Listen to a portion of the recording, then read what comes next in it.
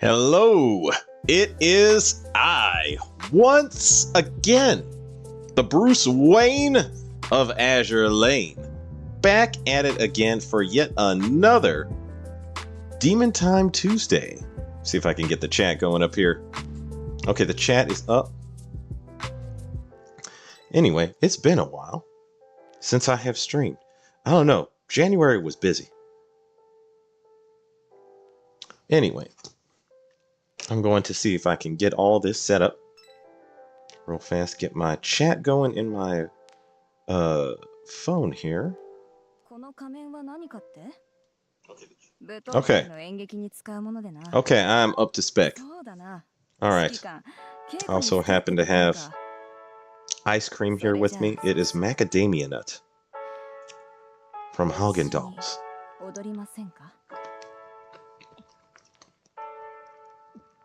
Huh, it is good. Well, I'll be damned.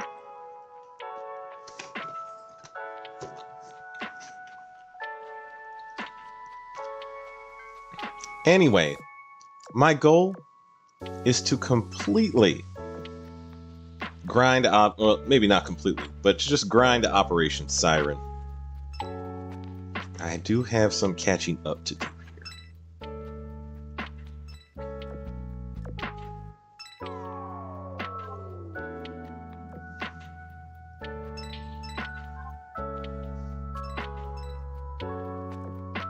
here. Okay.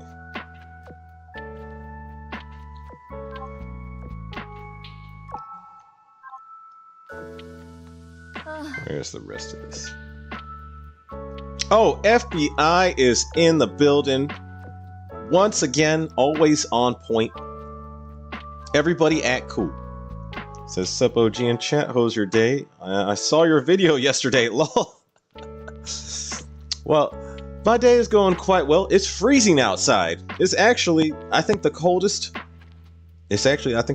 day of the year here. Yeah. Forget that. MGT is in the building, says, yo, what's good? OG, how's your day? My day is going quite well. And how's your day, MGT? And how's your day, FBI?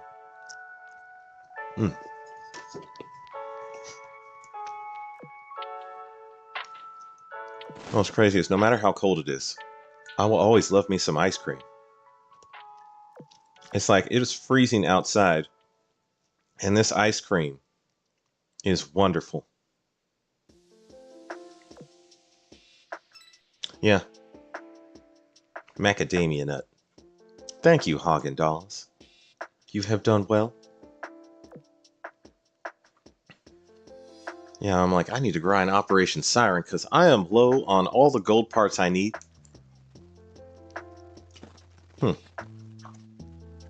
I'm excited for this UVH rerun, though, because I was like, dang, I really need to get me UVH. She's the one UR I've been missing this whole time.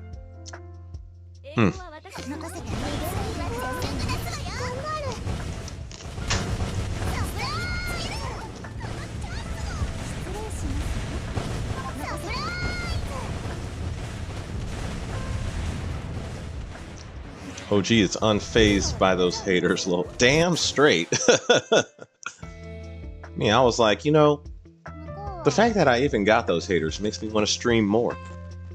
Hate to me is fuel. The fact that Reddit tryhards tried to cancel you is stupid.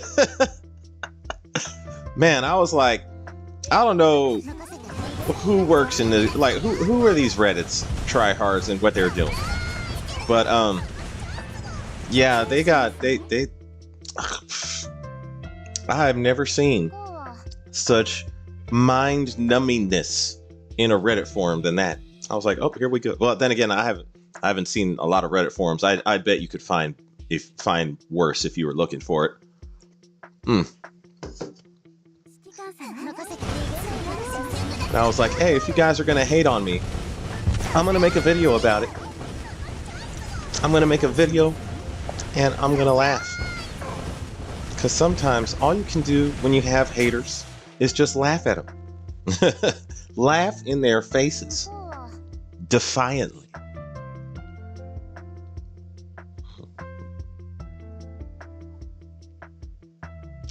Oh, I will say this though. Right now, I'm currently somewhat mourning the tragic, terrible placement of Biloxi on the popularity chart. I don't know where she placed in other service, but Biloxi, my top tier waifu, fell literally all the way to the bottom of the current popularity pool, and she is battling for last place. And I'm like, oh, ooh, damn.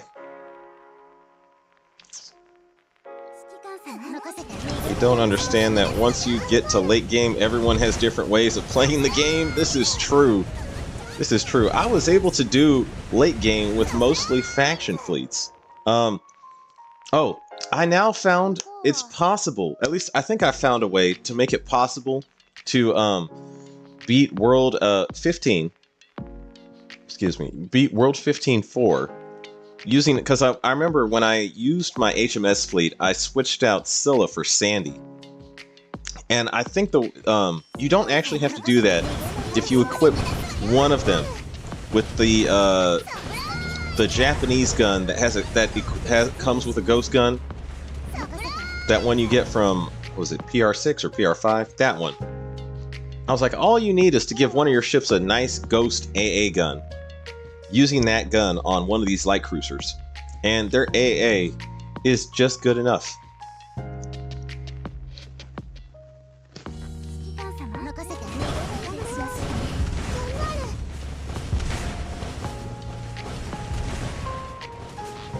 They're also hating on Chemo, saying that he's a noob and he played Azure Lane since the day it came out. Yeah, I saw that. I was like, man, they hating on Chemo. If Chemo is considered bad to them, I'm like, who is good? Chemo to me is like pretty damn good. Like, I don't know. I've only seen a couple of his videos. I haven't watched like all.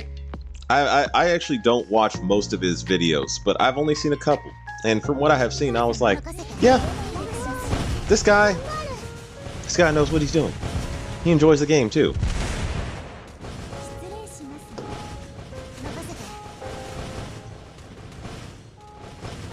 It's like maybe I should like, I don't know, contact him, be like, hey Chemo, we have some of the same haters in Reddit. You want to do a collab video? I'm at 13-2 right now. I'm getting annihilated. Uh-oh. 13-2. Okay, that requires a lot of anti-air. Actually, you could... One quick solution, if you use any light cruisers in your mobbing fleet, you could take one of those Japanese light cruiser guns that gives you the ghost gun. I discounted that until I tried it at World 15. I was like, oh, who knows? Who knew? It actually is pretty good.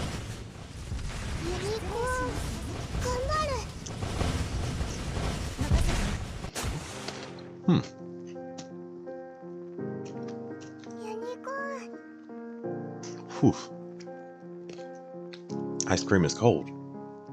Anyway. He has every single ship too, Lamau. Yeah. There's no way Chemo is bad. I think those people were just hating on Chemo. I play dead XDH. Okay, I'll just call you I play dead. Says, I've noticed a lot of the community likes to pretend they know everything. Also, what's up, OG? Not much, not much. It's all good today. What about you? Oh, and here we say, how's your day? It's our way of asking, how's your day? Let's see, MGT, I'm personally on 13.1. FBI, I feel you. Domo B is in the building. He says, hi, OG. Just quickly stopping by to say hello. Well, hello, Domo B. Welcome. See, bro, if you even mention liking doing faction fleets, people would just lose their minds. Don't you know faction fleets are trash? Yeah, I was like, okay, that made no sense to me. Why they would have such a sour attitude towards faction fleets, especially if you like, you could make some pretty decent ones that you could clear all the content in the game with. And I basically cleared virtually all the content in the game using faction fleets, with the one exception being using Sandy in my HMS fleet for 15.4, but I now think you could do it without using Sandy if you just use a ghost gun, or the Japanese ghost gun for one of these beautiful HMS light cruisers. My Guam is at level 100. Yeah. Your Guam will get there. I gotta say, Guam I'm impressed by. Like, Guam hits hard. I originally kind of was like, Guam is just okay, but no, she's actually very powerful. She is, I would say, she has like the best balance of being hard hitting and being a good main tank at the same time. So she can not only take it, but she can dish it out. Shout out to Guam. OG graduated from wine to ice cream. Yes, I did. I like me some ice cream though. Haagen-Dazs apparently though, I can't be eating too much ice cream. You know, I don't want to, like, okay, I remember last time I went through an ice cream phase. See, I had a bad sweet tooth for a while. Yeah, ice cream. Ice cream is one of the more inducing in desserts. That's not the right word I'm looking for. Addictive desserts.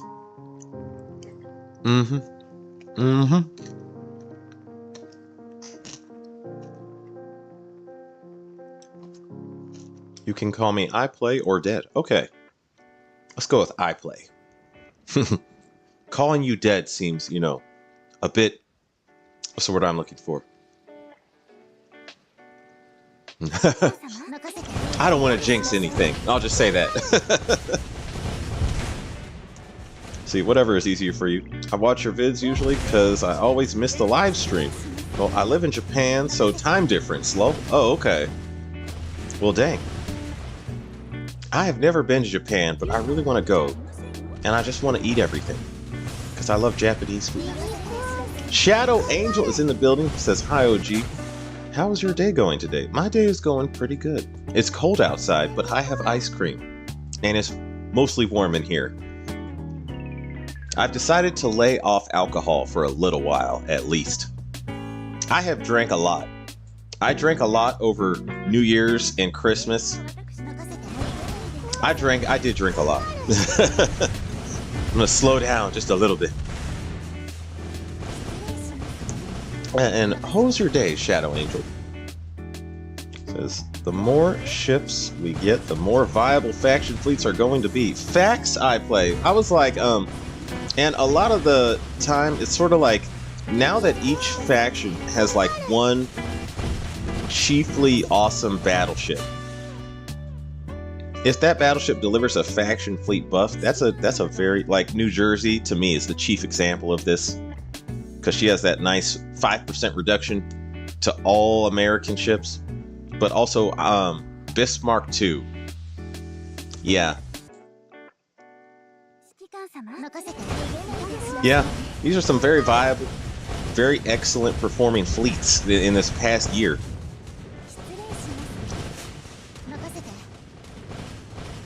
My history professor asked for our favorite podcast. She's gonna get mad when I say it's Joe Rogan. Oh gosh, is she like one of those professors that's extremely political? I'm like, man, there's too many political professors in schools and political teachers in high schools now. I remember my education, for the most part, was unbiased. They were like, this is what it is. And if the teachers had a bias, they actively worked to try to hide that bias. I'm like, I missed that form of self-policing. I desperately need some shut-eye. See you around, OG. Have a nice one. It's all good, Dumblebee. FBI. Bruh, I checked my ship. Didn't have any gear on them. Dude, the food here is next level. The language is a nightmare to learn, though. Okay. That is another thing I have heard is Japanese ain't easy. I'm trying to learn Polish right now. Polish is hard. Yeah. Brian Cole. I don't think I've seen you here before, but welcome. Says OG. Wait, hang on a second.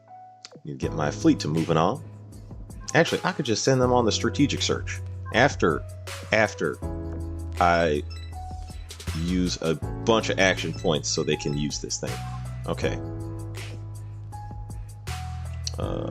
Yeah. Yeah, that's exactly what I want. Okay. Go get him. Here we are. Oh, no, wait, I'm doing the hidden zones. Actually, I need to do those anyway. Okay. OG, you really going to do that new player faction fleet video? Because I need that, lol. Okay. Yeah, to me, I would say this. If I was starting off with new players... Okay, I'm trying to think of which ships I should restrict it to at the moment. Because I was like, looking at that, I was like, technically, if you're a new player, you could take advantage of this if you got Guam and Laffy, but I don't know if all the new players got Guam or in Laffy. So what I need to do is, I think I should just restrict it exclusively to the gacha. That would probably be better. The permanent gacha pool. Or the ships you could get from the War Archives. Yeah, that's fair. The gacha pool and the War Archives. That would be good. Yeah. FBI, my Laffy 2 gonna take a while before I get her to max limit break. She's 0 limit break right now. Oh, okay. Dang. That's gonna be... I would say this. No ship has ever been more worth it than Laffy 2. So, know this, FBI. That ship, every bit of effort you put into raising and maxing that ship out is probably the most productive thing you could do in Azure Lane right now. That ship is... That is, I think, probably the best Vanguard ship we have right now. Solely in terms of it fighting on its own. Yeah, in terms of, there's better ships that give like backline buffs and better main tanks and all that, but Laffy 2, strong AA, strong survivability, extremely high damage, and she's a destroyer, so she doesn't slow your Vanguard down. Laffy 2, completely busted. See, I listen to OG when I'm studying NGL. It's the piece I need. Also, I feel so bad when I immediately exit when Uni is talking about doing good. I feel bad about ignoring her. It is what it is. See, nah, that's all my professors, OG. They hate talking about anything conservative. Damn. Yeah. See, I went to a military school and I had one conservative professor. No, not one conservative. I had one liberal professor and the others were conservative, but they were trying to hide their conservativeness. They would actually be things like, or hold on a second, I'm gonna eat this.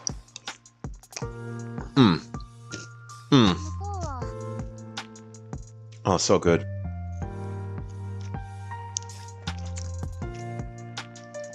I'm gonna have to put that in the freezer soon. It's starting to melt. Anyway, yeah, my professors, my conservative professors, they would try and hide their conservativeness, but there were some moments where there would just be like little things where it would break out and you would just see it briefly and then they would put it back in a box. It was stuff like one of my history professors, when he was talking about the Alamo, the last stand at the Alamo, you can bet he was like, and then we taught them a lesson. Yeehaw! Wait, excuse me. I beg your pardon. We achieved victory. Like, my liberal professor did not hide his bias whatsoever.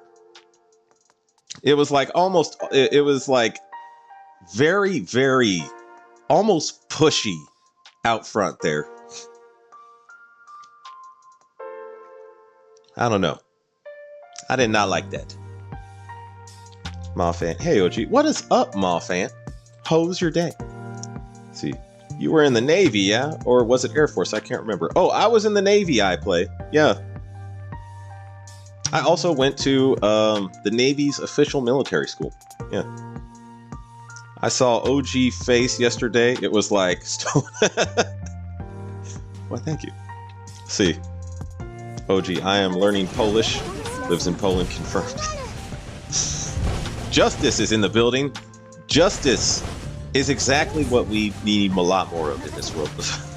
OG, yes, Polish is hard, or should I say, tak polski jest trudny. Ah, I see.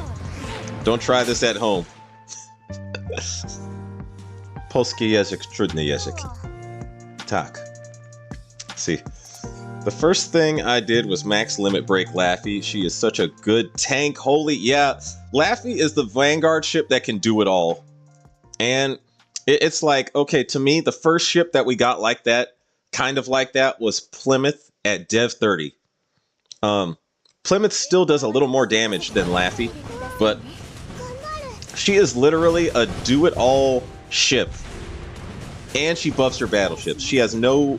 She is a Vanguard ship with literally no weaknesses, and good, either great stats in all areas or good stats in all areas and great skills. Laffy is that, only it's more concentrated. It's like if there was PowerPoints given to one of these invincible do everything ships, Plymouth's was like a lot of that was stuffed into her skill and damage, and then Laffy was like survivability, speed, heavy damage. Yeah, my Laffy 2 is 124 Oast, and man, she is just insane. Yes, I just maxed out my Laffy, and I gave her the twin 76mm anti-air gun that you get from the Gear Lab, because since that's a piece of American gear, it will activate her skill. But I don't have enough gold gun parts to upgrade that thing to plus 13. So I'm like, need to get that. Laffy 2 is important to let break. What up next is Shinano and UVH. Manju is cruel. Yeah, let break what up? I think you mean, I think you mean level up in someone. But yeah. Yeah, Laffy 2 is a revolutionary ship in Azur Lane. I was like, dang, if you got Laffy 2 and you're a new player, I gotta say, you're gonna have a much easier time clearing a lot of this content that a lot of us, older players were trying to do. You're gonna be slicing through a lot of these enemies. Be like, dang. And if you got Guam on top of that, as a new player, dang. That's a good start. Let's see, what you eating, brother? Oh, I am eating Haagen-Dazs ice cream that is macadamia nut flavored. Oh no, I spilled some ice cream. Okay. Hang on a second. Oh damn. Okay. In trying not to mess it up, I made a smaller mess. Oh, that happens. See. Where was I at here? I was in the Army. Oh! Well, shout out to the U.S. Army, man. Okay, I was in the Army, but not long after I got out, I realized how much I love naval-ish and kind of wish I went Navy. Even though my family would have forever given me ish. They are all Army / Marines. Ah, I see. My dad actually was Air Force and was trying to get me to join the Air Force. He failed. Failed miserably. I mean, and I always take shots at the Air Force, but he's now like, he's sort of, understood that, I was just a Navy person. We have come to a meeting of the minds.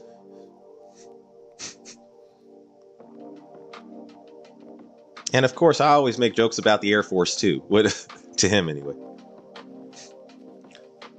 Oh, also about professors, another one asked for my pronouns. Oh, God. I said I don't believe in telling people who they are, and they got mad at me. That stuff to me is sort of like, I don't know, that stuff kind of creeps me out because it seems like,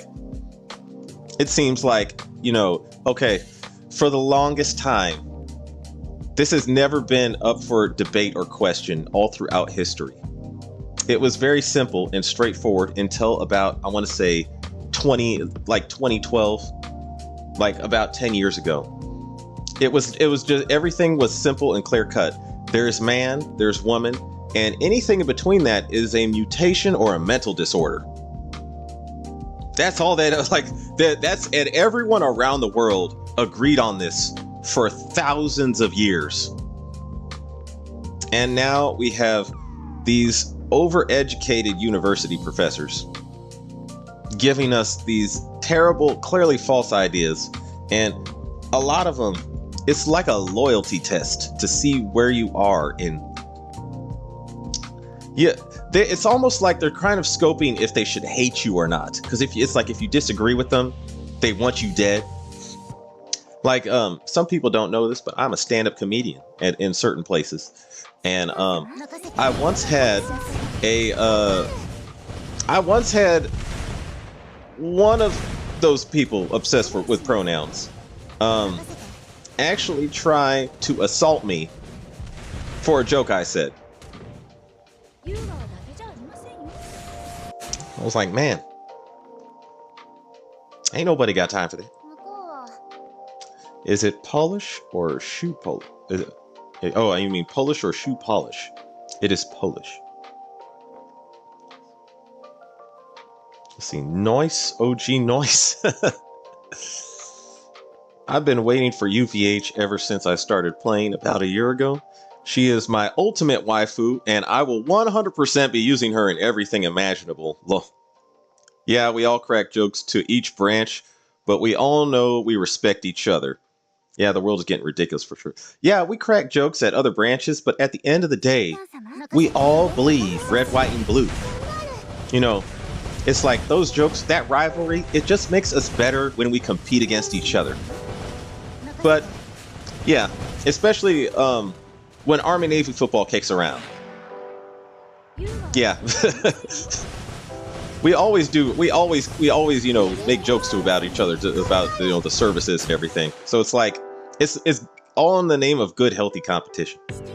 But, at the end of the day, I can trust. I never once felt that, like, okay, it's sort of like, I remember when I was in the Navy, I knew at that moment, like, let's say World War III happened or the zombie apocalypse happened.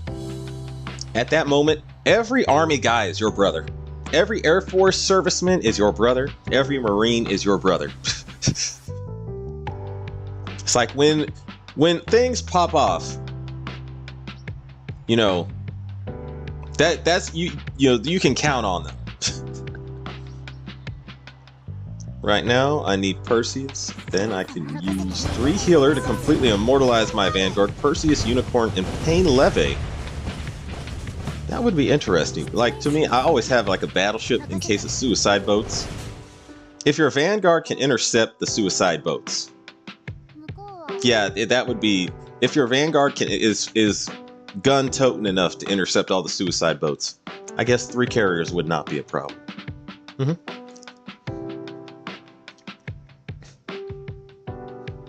Oh, gee, why so many haters, man? I never understood that. I just accept it as a fact of life. I am a lightning rod of some people's hate. This is just the cards I've been dealt, man. It's the cards I've been dealt. I must play them I must play them to the best of my ability. See, this pronoun effery has existed for like 5 seconds. I bitch about it on Twitter and people gave me death threats. Fun time to be alive. Sorry, mate, I'm a dude. You don't need to ask me for that ish. Yeah. I'm like, and not only that, but if you look at a lot of these people, okay, I need to put this in the fridge. It's melting. Okay, damn. My ice cream. I'm not going to eat this whole thing.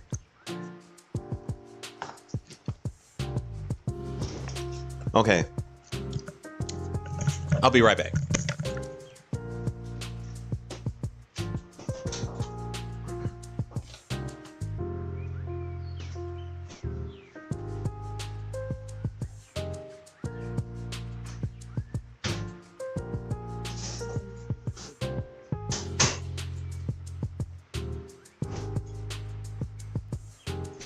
Okay.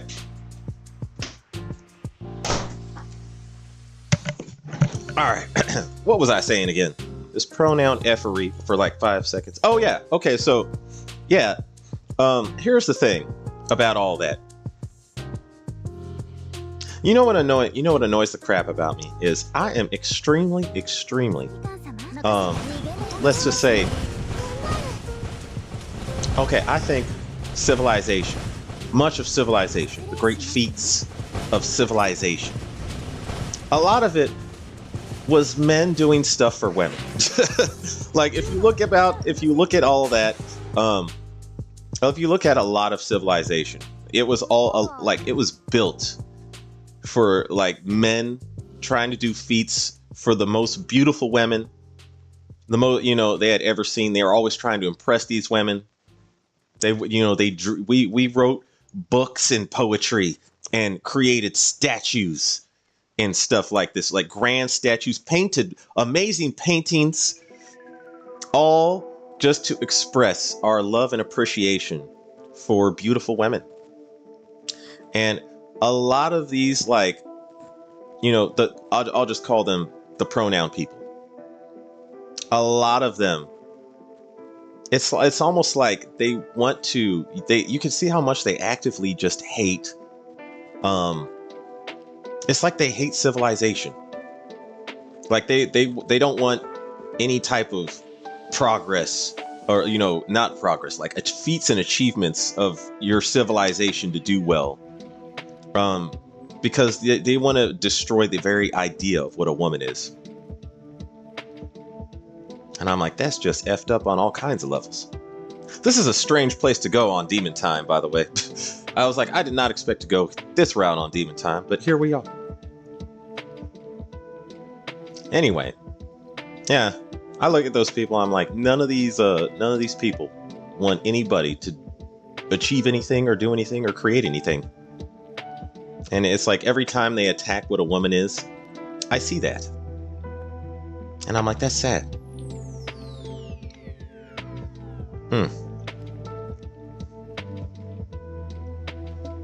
Stand up. Oh, go lolly. No, Mike, no. See, stand up is based. People need to understand that making jokes about effed up things can be funny. This is true. It's what makes us human. One of the best examples I know is Isaac Butterfield. Is that a stand-up comedian? I don't know. I'll have to see him.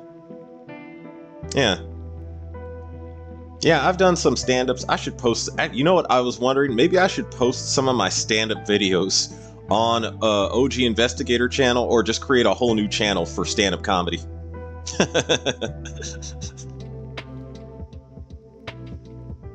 That's not a bad idea. I do have some videos of my stand-ups. I could create a stand-up comedy channel. I'm serious.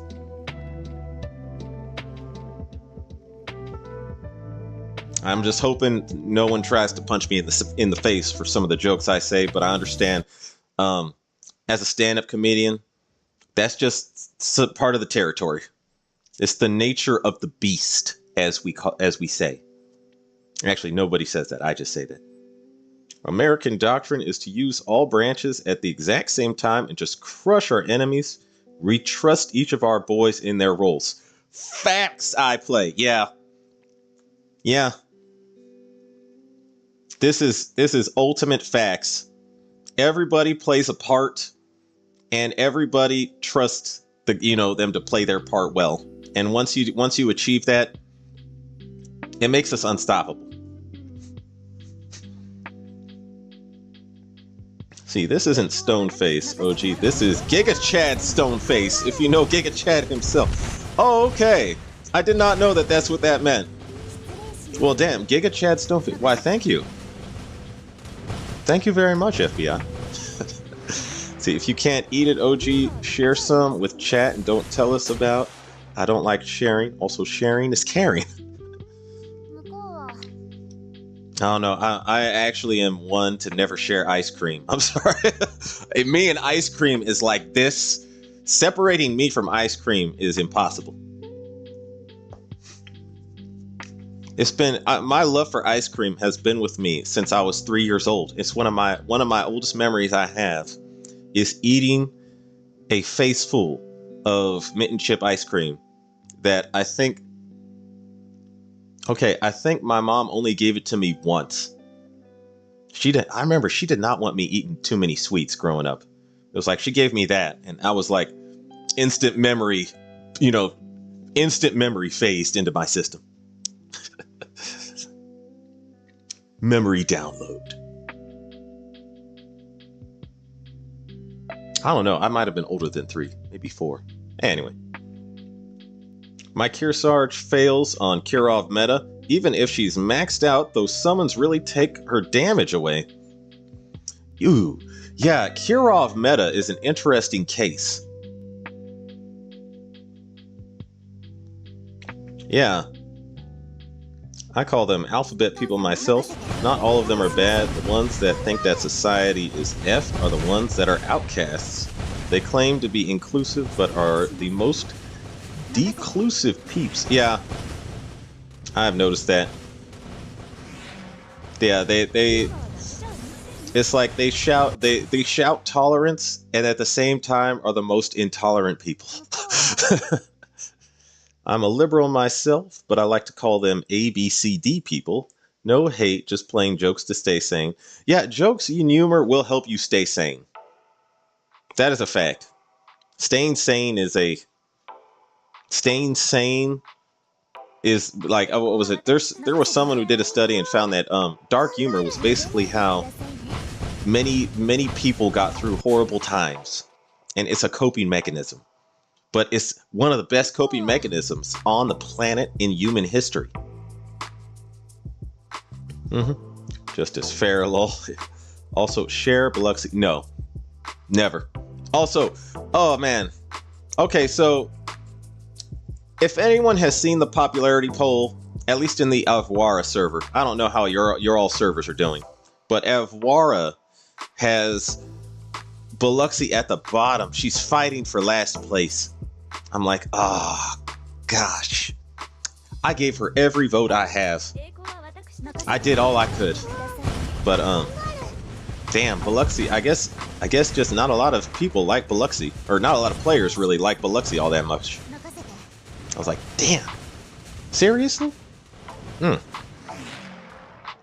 Avwara lacks taste. See, I'm gonna send you a meme, OG. It's messed up but funny. I like those, typically. Let me take a look at this in Discord.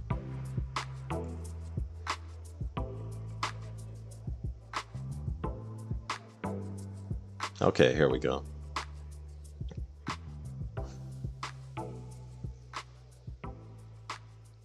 Please feed my... Yeah, that is pretty funny, actually. Okay, that is pretty funny. You know what's funny? I remember, see, I think a cool video idea to prove haters wrong is to bring faction fleets into really hard content and show them that not everything is Helena. Well, you know, yeah. I mean, I did actually clear World 15 4 with a mostly, it's like a, I did actually clear World 15 4 with 2 faction fleets plus Sandy in the first fleet. I'm thinking of other ways I could do this. 15-4 is one. 37 minutes late, decent arrival. Welcome, HMS Anson. How's your day? And he says, I think the only time you can't really pull off faction fleets is for chapter 15 and like harder boss content. Well, I cleared 15, like World 15 4. Actually, I cleared World 15, 15-1, 15-2, and 15-3 with a full HMS fleet and a full USS fleet. But 15-4, I absolutely needed Sandy. But until I did not try it with the Japanese Ghost Gun, though. Maybe I should try that now, actually. I think the only time you can't really pull off faction fleet is World 15 and harder boss content. Oh wait, already read that? Where was I in here? I'm so ready for you, UVH rerun. Sheffy or Riot, in my humble opinion. Also, do the thing, OG. Go to friend chat. Friend chat. Also do the thing, OG. Go to friend chat. Oh, okay. Yeah, the in-game. Okay, yeah. Oh shit, we are on the same server. I had no idea. I'm in Avoir as well. Oh, dude. Yeah, if you're in Avoir, I don't know, do you have a guild? If you don't, you could join my guild if you like. See, I'm just trying to keep Scylla in the top 15 right now. Scylla is your... okay. So you like Scylla. She's actually a very powerful ship. Is that your waifu? I play. Your Scylla is like your #1 waifu? Or is it... I guess she's just the one in the group right now that they're voting on. Biloxi is a woman, but her booba isn't large. That's the only drawback. Oh, I could see that. You know, I could see that. Yeah. I could see that. That makes perfect sense. Wait, I need to see the popularity poll. Okay, after I clear this, I'm going to check the popularity poll just to see who's there. Because I'm like, is all the top ships big booba? Is that really what wins popularity in Azur Lane?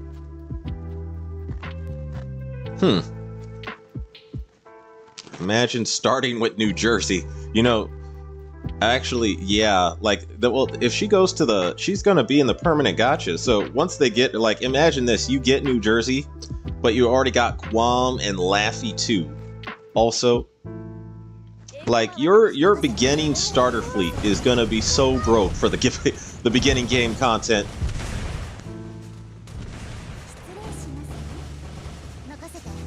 Like that's break the beginning game content right there. You'll clear it so fast. Corindus is in the building. He says, hi, OG. Hi, everyone. By the way, Damn Imperial is also in the building. I plan on streaming some Skyrim later, just so you know. Probably not later today, but later this week. I would like to stream some more Skyrim. Yeah. Yeah, that Dragonborn lives a very Casanova-esque lifestyle, and I feel the urge to just share that on YouTube. I could totally see that for HMS and USS fleets. Yeah. I'm on Sandy server. I noticed Biloxi was second to last in the polls, barely above Phoenix. Ah, so there too. Man, don't nobody like my girl Biloxi except me.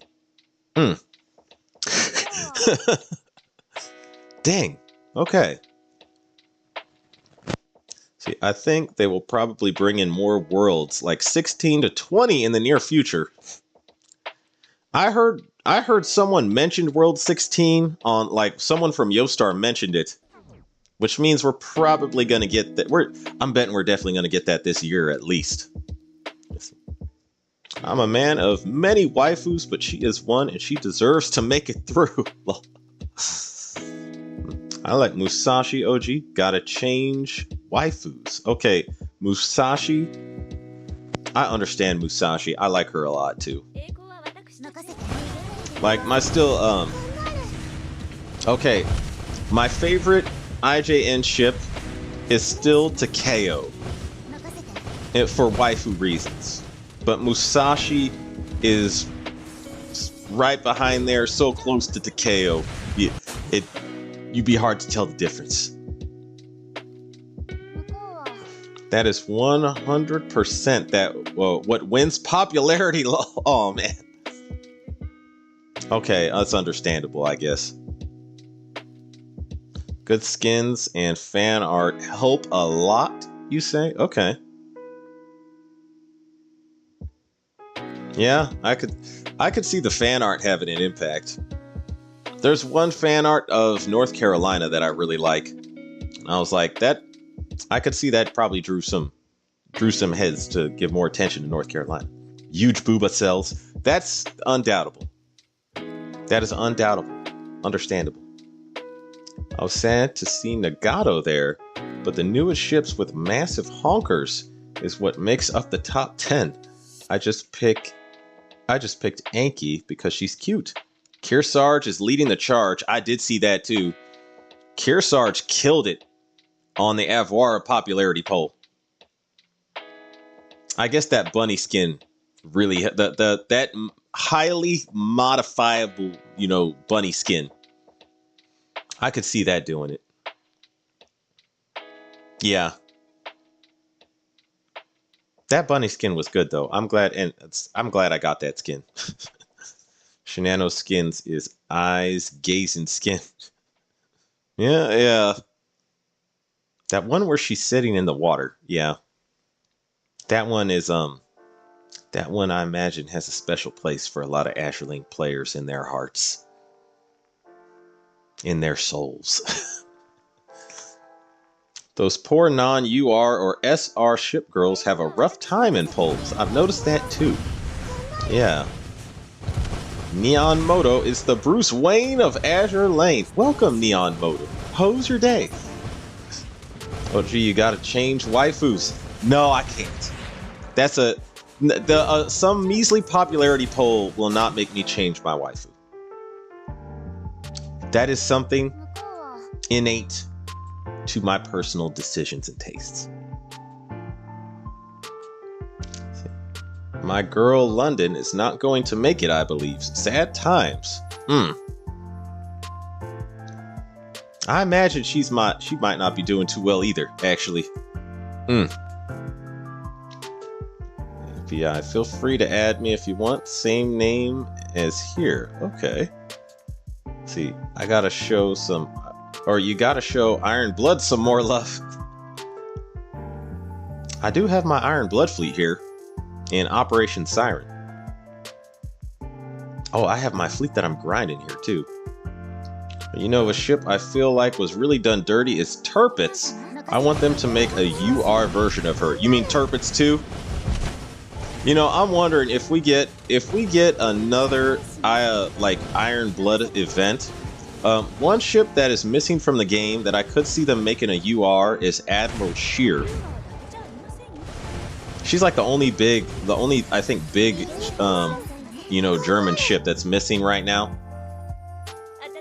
I could see them making her a UR, but if it's not her, I could see them being like, here is Turpits 2. I could see them doing that. Bunny Kearsarge is noise. Thanks, Alec. Most of my favorite ships already got voted out. Torcelli will get it next time, maybe. Thick Thighs will come out on top one day. Yeah.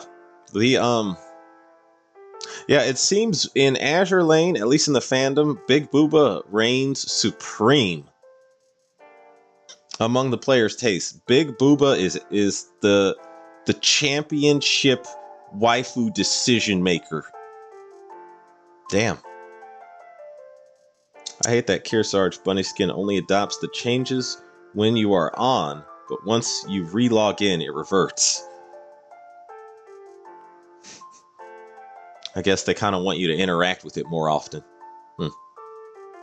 Alright, bro. Kearsarge L2D is next gen-ish. Yeah. Good evening, I love boats. Hello, another one. How's your day? I mean, all bunny skins are fire, so it was a no-brainer. Mike 9 and 2. Dishwasher should redo Biluxi design. From what I see, it seems like they keep the same artist. And what I'm hoping for is that she gets a retrofit. But I don't want. Okay, I'm okay with her booba size. She doesn't need big booba. Keep her in the same spirit. You know what is funny about her though? She does have that Chinese New skin, or Biloxi has that Chinese New Year skin, and in that skin, her booba is bigger than in her default skin. It was like the artist was like, Chinese New Year, you know what? I need to make a change. Insta upgrade.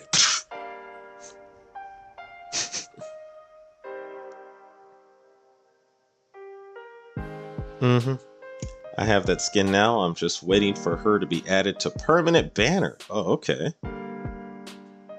Tirpitz is the sister ship of Bismarck, and she's up there with the Iowa and Yamato class ships when you consider that her performance is so underwhelming.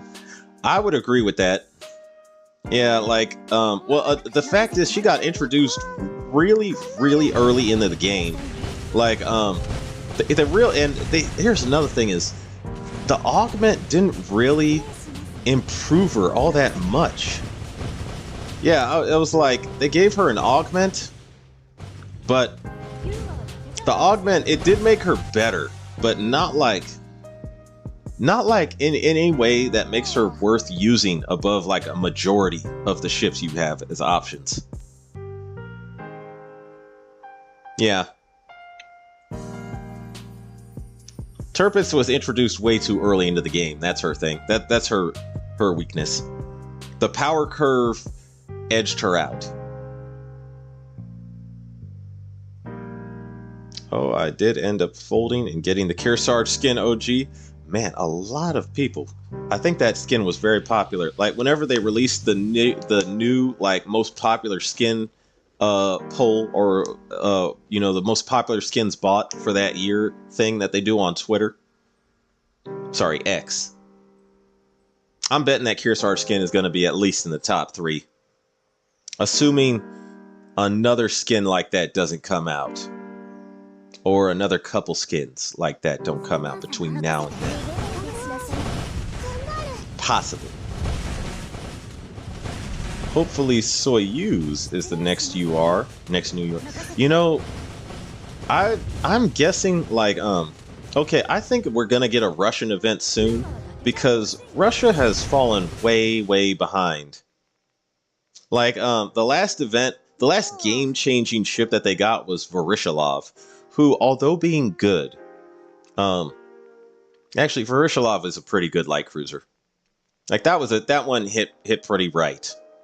And the only UR ship that they've really had was Kronstadt, who is actually very good as a light cruiser. The Russians are more geared towards mobs. So I'm like, I wonder what we're gonna get if it's gonna be something like that. I'm relatively new. I rushed getting Tirpitz as the first ship I was interested in. I was pretty confused as to what's wrong with her augment. Turns out, it just sucks. Yeah. Yeah, I was like, damn, Tirpitz. This is one of the most powerful ships in all of World War II. And, yeah, it ended up not getting a good deal. Same with, Bismarck 1 also had that same thing, because she was very weak, even at the beginning of the game. Yeah. I was thinking they were going to retrofit her and we were going to get like, some awesome, insanely powerful Bismarck retrofit. But yeah, they decided to just give us 2, which I guess that ended up turning out pretty well for them in the end. You strike me as prior military, am I right? Yes, you are right, actually. I was in the US Navy for a while.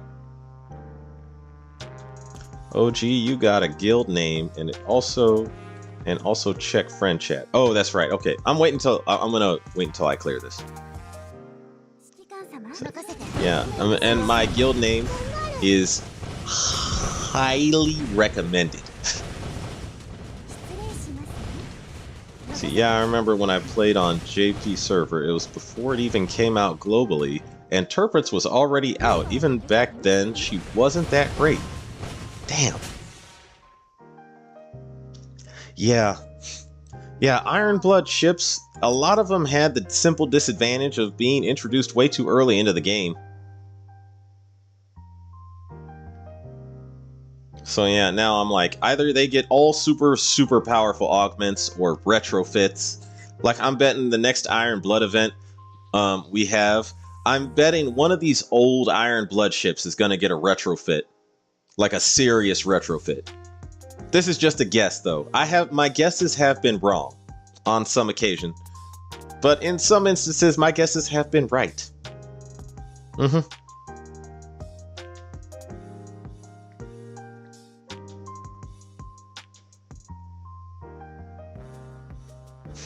I bought the Kearsarge skin, had to for the cat ears and tail. I'm about to pick up that Hindenburg skin as well. Oh, okay. Huh. Hey, yellow Mr. OG. What is up, Yachty? How's your day? And Conrad Day is in the building. He says, how's your day, OG? My day is going pretty good. How's your day, Conrad? Hanson still waiting for I'm gonna butcher that pronunciation, I'll tell you up front. Vainamoinen. Despite being Finnish, Northern Parliament really needs some more BBs since they lack any. They only have around 5. You know, it's true. They do lack any. They didn't have many to begin with in the actual war, but yeah, they could have really used well, right now they could definitely use Soyuz. Soyuz would be very helpful to Northern Parliament. Assuming she is a UR, which I could see them totally making her a UR and making her the true faction buffer. Because right now, I would say the Northern Parliament faction, the only faction buffer that they have is Gangit, who is my favorite waifu from Russia, by the way. But Gangit is not really like she's not a faction leader. She's by no means the faction leader. And Gangit is exclusively good for absolutely obliterating mobs, or if you are in a battle that lasts about 1 minute, because she can fire all 4 salvos in 1 minute, which is that's no joke.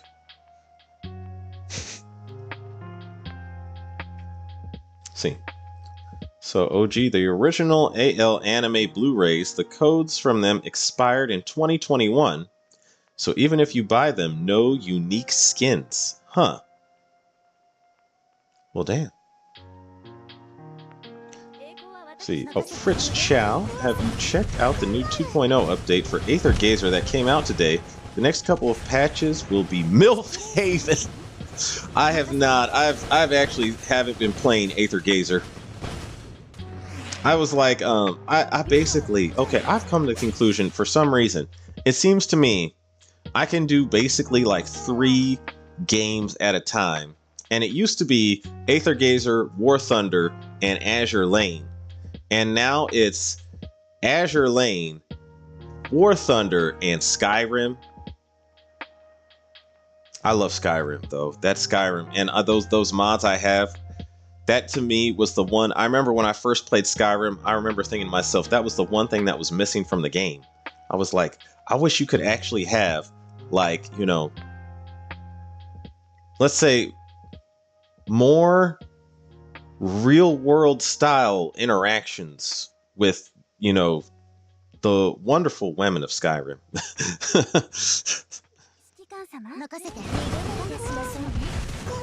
Let me see this.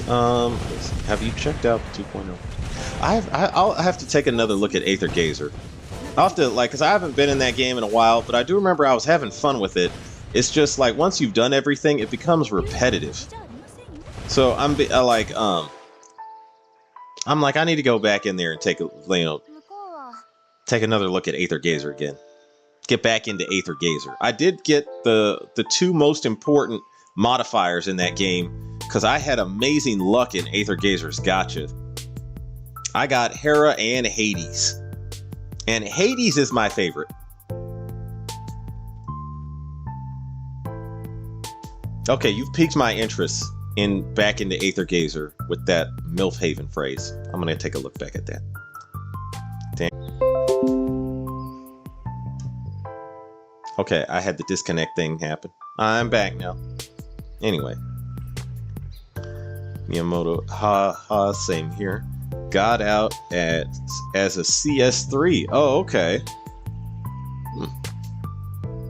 See, let's just all of us agree that we need more retrofits in general. I agree with that, Justice. That is a you know, a hard statement to argue with or disagree with. We do need more retrofits in general. I was surprised that the last couple of events haven't had many retrofits. I am just hoping they please retrofit my girl Biloxi and give her, make her good and give her like a very good skill. Something that supports aircraft carriers, hopefully. Anson from Finland. See, I want Komuna to be their first meta-worthy support ship. Which was Komuna? Was that Russian? Or Soviet? I mean, you know what I mean. If you are, same here. Just got back into Minecraft. Alright. I start to play Aether Gazer again. Oh, okay, FBI is getting back in there. Man, that update must be good. Okay, I'll go take a look at Aether Gazer again. I notice you don't have many premium skins, if any at all. I admire your self-control. I am a minnow. Like, apparently there's ratings for how much a player spends in Azur Lane. And there's like the free-to-play, which spends none. Then there's the minnow, which spends like as very, very little as possible. And I heard that the other ratings were like, what, dolphin and whale? And whale, you spend a whole bunch of money on the game. I was like, I will spend a little bit. I have not actually spent like, yeah, I have not spent a lot of money on Azur Lane stuff. Like I'll spend some money. If I see a skin I really like, I'll buy that skin.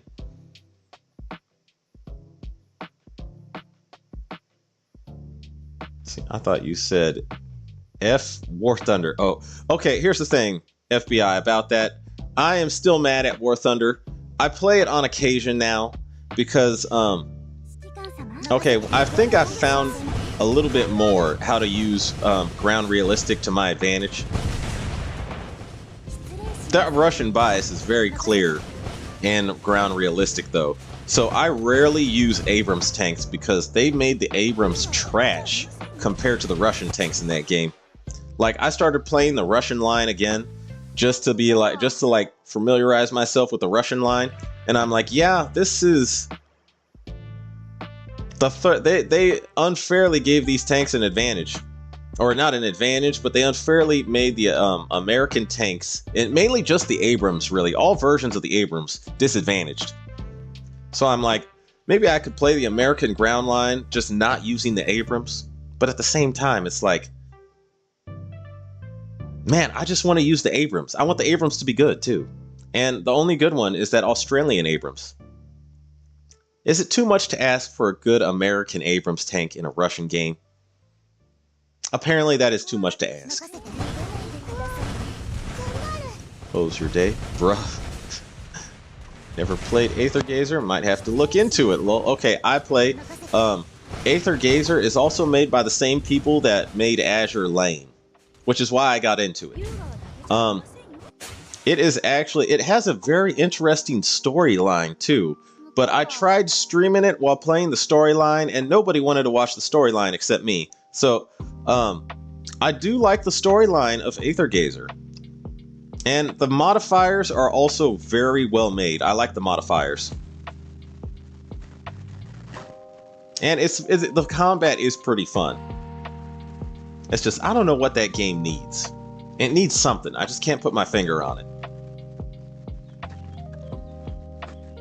I'm good, just trying to hide from your ping.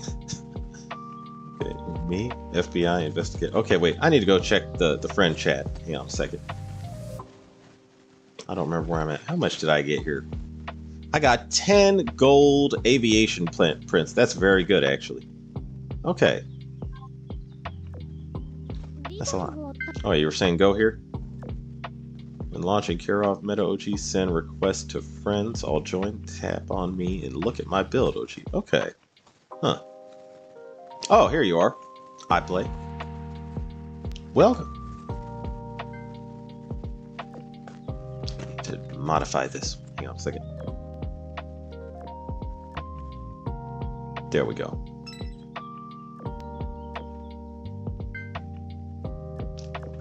Grab that.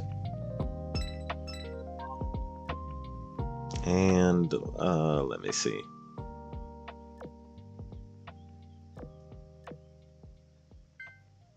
Yeah, how is my food supplies running? Fairly low, surprisingly. Okay. And I'm back in. Oh no, wait. Okay, the popularity poll. This saddens me. Look at this. Yeah, Kearsarge is number 1 and Musashi is number 2. Yeah, all the chief ships except for Helena. Helena does not have Big Booba. Unicorn is up there. That's shameful. Anyway, Plymouth is up there. Yeah, she's a favorite. Yeah, Biloxi. Oh, she actually moved up somewhat. Here we go. I'll throw in my vote. I don't have any to throw in. Never mind. I thought I did. Yeah, Biloxi at the bottom. Trying her damnedest not to fall into last place. My poor girl Biloxi. That's rough. That's rough on the soul right there. No, wait, I don't want to withdraw. I'll just keep them going as is. Anyway, where was I at? Who, me? Hades got a really good white dress skin, quite revealing. They also released my favorite character, and the reason I even started playing, Lingwan milfiest MILF I have ever seen in the game. Okay. Okay, I'll take a look at Aether Gazer again. Biloxi is definitely cute. Facts. Facts. Hell, Van Namorin was a coastal defense ship, which is just a smaller battleship. The Soviets even named it Vyborg, since they got it for war reparations. Oh, okay. Huh. So there's a modifier's named Thor. Her damage is so goddamn insane. Surpassed Hades. Well, sad I missed her event. You know what? I saw that event going, and I did not participate. So if she's more, more of a damage dealer than Hades, yeah. Yeah, I might regret missing out on that event too. She definitely wasn't as much of a waifu, though. I'll say that much. Yes, I want Boise, St. Louis to get retrofits as well. Those two ships, they would benefit from a retrofit, yeah.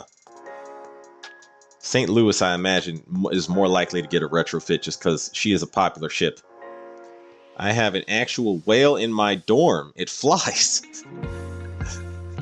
Damn, I only voted for Vanguard. She's a lazy weeb and it's funny. What did I do? I just got here. Hang on a second, let me see this. I have it on all messages, so I didn't miss anything. Okay. I think that would make me a Leviathan then. Okay, that was the one. Was that the one that spends like the most money? Something like that? Oh, I need to enter the shop. What do y'all got in here? Action points. Actually, I could use more of these. Just to be safe.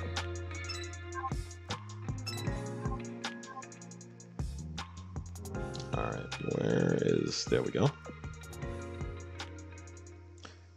Volkov, shortly after launch, renamed Kamuna as probably the most storied ship in modern history. It's still in service for over 100 years. It lived through the siege of Leningrad. Oh, is that like submarine retrieval ship? Yeah, okay. I think I saw that on YouTube somewhere. Where was I at here? Oh yeah.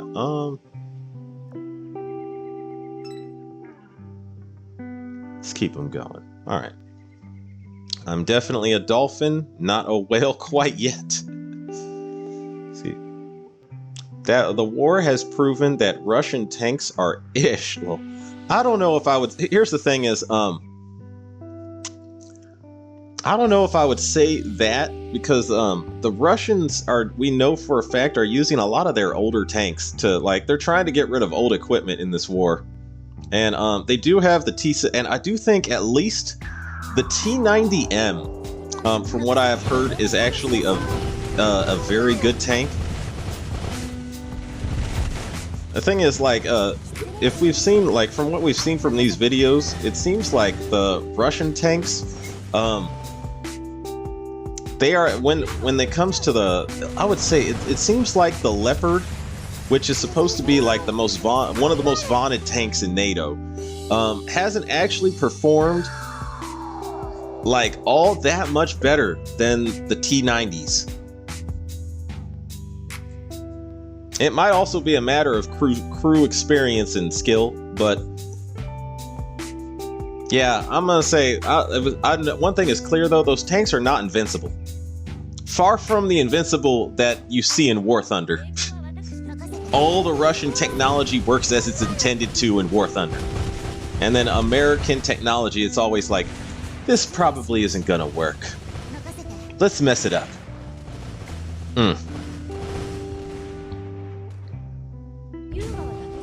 I want to catch you at the exact moment you doing something illegal. Oh boy, FBI. I might be considered a dolphin in Azur Lane. Okay. Heard retrofits. Can we get one for Honolulu? I imagine she's also a very popular ship, actually. One of the few tsunderes we have. I imagine she would get a nice retrofit, probably. I am a completely law-abiding citizen. This is the good... Yeah. Conrad. My fan OG, do you have any weapon mods in your Skyrim playthrough? I do have a immersive weapons mod, like the immersive weapons mod from Nexus Mods. I do use that, and that allows you to it adds some weapons to the game, and it makes the ones in there look a lot better. My favorite weapon now, thanks to the mod, is the longsword. Yeah. Musashi babe, go. Unicorn is FBI's favorite. And Moto agreed. Spectre and 7. I don't buy lots of skins. As North Carolina Bunny, all those Biloxi skins, New Jersey swimsuit, Kearsarge Bunny, etc. Well, those are, like I said, I'll take a select few skins that I like. A very select few skins that I like. And someone actually gave me $10 in a super chat for that Kearsarge Bunny skin. So I kind of look at that skin as someone gave it to me. You know? You sure? I'm voting Graf Spay this round. Ganbat Speechan. My babe Taiho is at number 4. Hell yeah. Yeah, Taiho was... I knew she was going to score high. I knew she was... There's no way she was not going to score high. Yep, damn sure about it. Huh? Waifu meta. Let's see, they should add Kamchatka. Oh my goodness. Okay, I loved Rachinophil's video on Kamchatka. I love that video. Yeah. That video was hilarious. I don't even know what else to say about that video. And it's a true story. That is insane. If they added Kamchatka, I bet there would be so many jokes. So many meme things you could add to that ship in terms of its skills. The most accident-prone ship. What about the Italian wooden ship U.S. carriers keep flirting with? The Italian wooden ship U.S. carriers keep flirting. I'm not sure which one that was. Over 100 years of service? No way. Yes, Neomoto, it's true. Russia has a ship that survived all the way back from the siege of Leningrad, still in service. What a surprise, the German tank ends up being overrated and underperforms. Yeah, I was like, okay, the thing is, it's sort of like the what I've seen is also the Challenger 2 apparently also hasn't been that much impactful on the war. So it's sort of like we gave I mean, but when I say me, or when I say we, I mean just in general, like the West.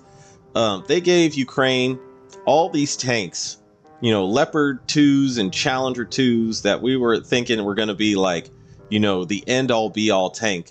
And they actually still got taken out. And I'm like, no tank, like the Russian tanks, on the other hand, since there's more of them in this war, obviously there's going to be a lot more of them that get taken out.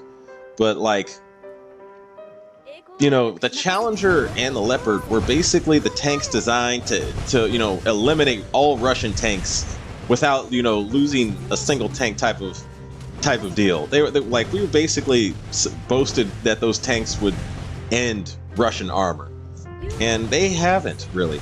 And that might be an issue of how they're being used or whatnot, but I'm like, I fail to and a lot of things is, they keep saying now that, like, because of the like terrain in Ukraine, since it's a lot of mud and it's these damp, wet plains, having a heavy tank is a hindrance because it sinks in the mud and it can get stuck. And the Russian tanks are actually light enough to not get stuck in the mud like that. I'm like, I think it's also a factor that those tanks, the Russian tanks are, I should say, it's technically Soviet tanks, really, are designed for that environment.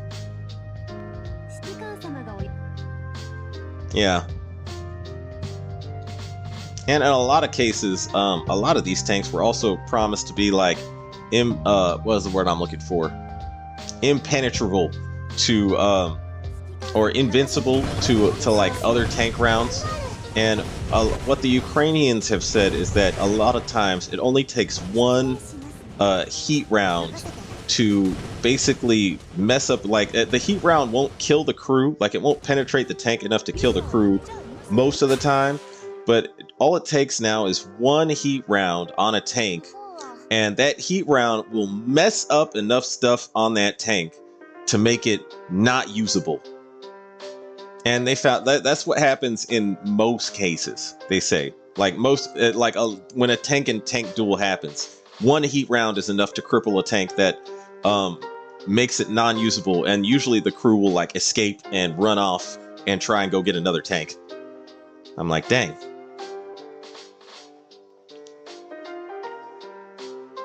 A lot of what I thought about tanks ended up not at all being true in this Ukraine conflict. I'm like, I don't even know. Like, I'm like, a lot of things I was taught, I'm like, yeah, shoot. I guess that theory was wrong. Yes, Honolulu clearly needs bigger booba. Leopard and Abrams aren't handling the mud in Ukraine very well. Their mobility charts are pretty bad. Yep. Abrams in particular likes to clog its filters when it's into a wet patch. See, that is a problem. Abrams is not really designed for wet plains. Abrams is designed for solid dirt or sand. Yes, I have that sword mod too. Okay, oh, that is a good sword mod. I love that sword. The long swords it gives you, those are my favorite. OG, are you siding with FBI that I am not a law-abiding citizen? Oh no, I'm nodding. I'm saying yes. Be on my chat. Everyone is law-abiding citizens. YouTube, in case anyone is watching my channel, everyone in my chat is law-abiding citizens. You know, I say that to protect my channel. Maw fan, I remember that. Yeah, yes. Is this due to me being a troll with Lolly Johnson? Okay, I really hope we don't get Lolly Johnson. Sometimes I would like, just like a lot, like, I don't know, I wish there was no lollies in Azur Lane. I wish there was no lollies in Azur Lane, and I wish just like, you know, we could avoid talking about lollies. Wasn't that your alt account? I don't think I don't have an alt account. Let's see, OG can see right through people. What other Azur Lane videos will you be making? I have a couple ideas right now. At the moment, I'm not going to tell anyone them, because I kind of like to think on them before I bring them out. I did actually mention a couple in that video about reading my haters on Reddit. See, I've wailed hard on FGO and a decent amount of Azur Lane. Philstar makes titty. I press buy. I'm too simple. That's that. Hey man, we all have our weaknesses. Vector N7. I've been voting Veneto and Belorussia to get at least in the top 15 for Repage. Repage, okay. Should make a video after you raise your Ulrich since you're about to get her soon. That's true. I need to raise my Ulrich as soon as I get her. The Italian ship is the Amerigo Vespucci. The what, an aircraft carrier? That we keep flirting with? See, I think tanks are starting to become how battleships became in World War II. I would agree with that to a certain extent. I think it's sort of like the role of the tank has definitely changed. I can understand that.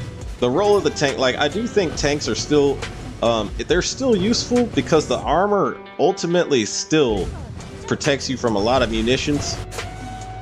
Like, it still takes some heavy munitions, aside from those, like, new suicide drones they keep making now. It still takes a lot of, like, munitions to take out a tank. And even if you take it out, a lot of times the crew will still survive. And it is a mobile artillery gun.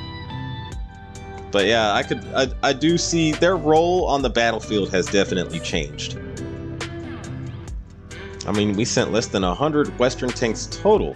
I'm not going to check now, but probably over 90% of the tanks in Ukrainian service are Soviet family tanks.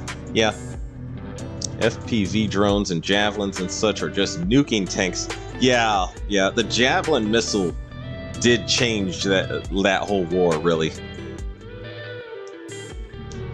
In the poor old in the poor old Charlie's defense, it's hard to make an impact when there's only 5 of them. Okay, understandable. MGT, I'm back, OG. My PC died. Oh, damn. All these Wunderwaffe tanks being sent to Ukraine aren't much use when Russia has had months to fortify, plus all that air superiority, Lancet drones, etc. Yeah, here's another thing is like, okay, so Putin has been planning the invasion of Ukraine for like the last 20 years. Like, this is why I really don't think Ukraine and Putin, I mean, I was like, I don't think Ukraine had any shot of winning this war because like they're too close and Russia has too much firepower and too many options and munitions for that area. Like, they could put up a fight definitely, but at the same time, I'm like, if this is gonna be a long game, Russia's gonna win. I did not know that there was only 5 challengers sent though. I thought there was like a couple dozen. Huh. Only 5 challengers went to Ukraine? That's not a lot of support. It's like your friend, that's like having someone get a giant like gash on them. You know, like on their stomach close to an organ from some piece of machinery they were working on, and you just hand them a band-aid.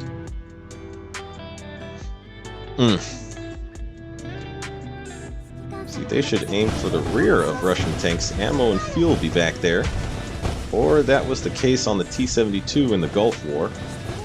You know, it seems now like the Russian tanks, they have that problem with them being loaded by that carousel that's at the bottom of the tank, and there's so many munitions, in particular the javelin, that it's like they fly over the tank and then shoot all of the explosive munition downward into the tank, and that just cuts through right to the ammo and turns the tank into an active volcano.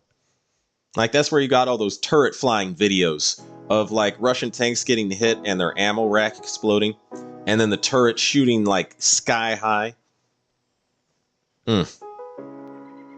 Apparently the T-90M and I believe the T-80 BVM have protection on their ammo rack that makes that much less likely to happen.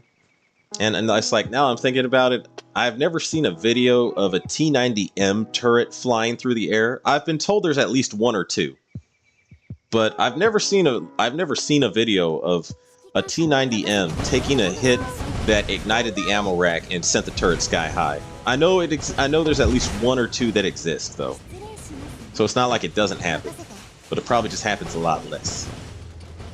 Law-Abiding Citizen is a good movie. I've never seen that movie.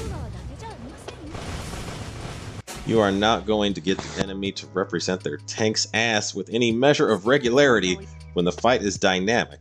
When it's this static attrition warfare, it happens almost never. They try to avoid that. Oh, I do know actually. Oh, so I saw a video on this that the T-90 and the T-72 in particular, because they have such a slow reverse speed, the Russian tankers, when they wanted to retreat fast, actually did have to turn the whole tank around and expose their backside. And apparently some Russian tanks did get taken out like that already. But the Russians have been doing things like now they're adding reactive armor to the back of the T-90 and the T-72 series. I don't know how much that's going to help, but it seems like it's an issue that has been kind of like exploited to an extent already. And the Russians seem to have an answer. See, if you don't like lollies, don't. I play Japanese games. The Japanese love lollies. You know, I know, not all, yeah, I don't know what it is with Japan and lollies. You know, the thing is, another thing is this, it's Japanese games seem to not have gone like the way of Western games, where they try and shove in all this extremely political messaging. And you can't, like, it ruins the escapism of a game.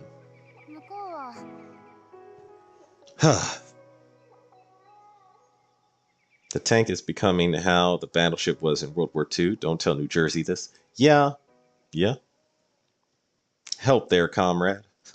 Lollies are for head pats, not loot. Facts.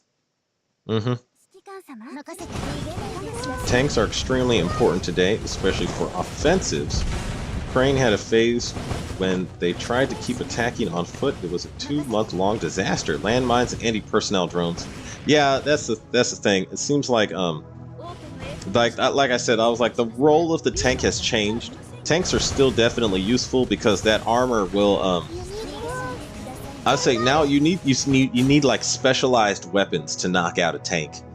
Like all of the unspecialized like general weapons, like a lot of the particularly weapons designed exclusively for targeting infantry will not kill a tank, and a tank is a mobile artillery gun. They're still very useful. It's just, and they're very important. It's just their role has changed from being like what it was back in World War II. Like a tank was like literally the end all, the game changer of the battlefield. Now it's like part of a larger picture, and that picture now includes a lot of drones.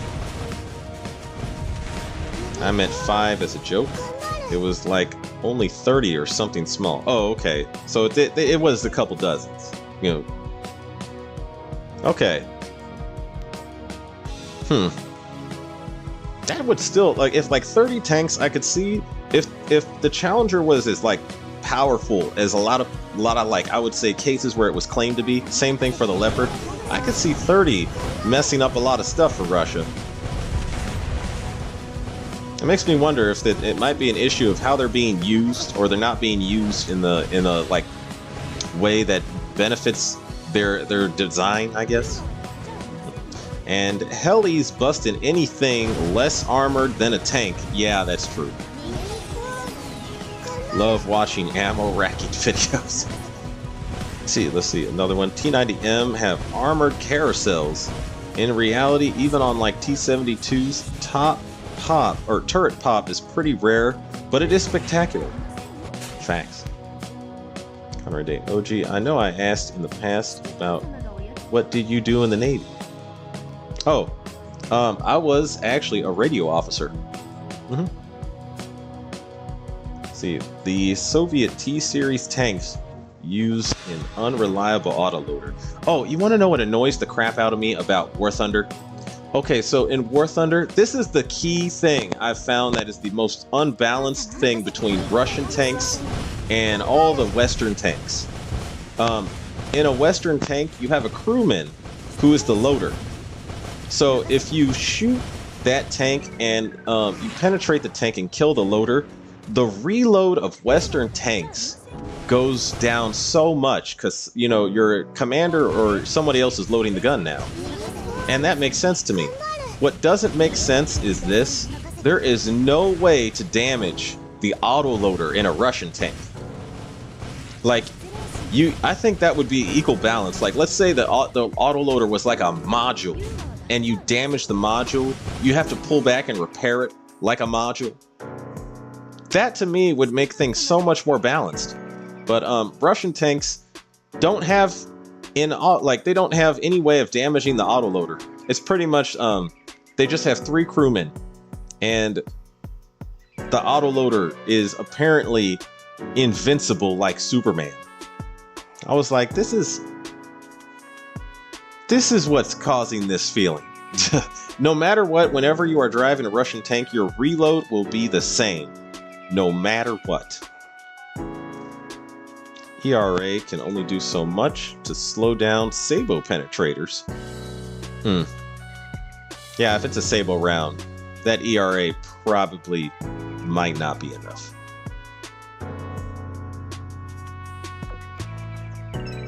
I love this fleet. It has not lost hardly any health, except maybe Plymouth a little bit.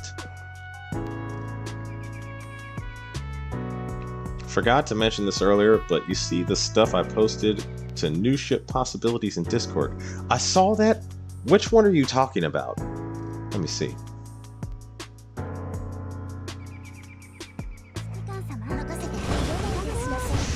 Yeah, you were talking about Royal Navy destroyers earlier. Wait, hang on a second. Was this you?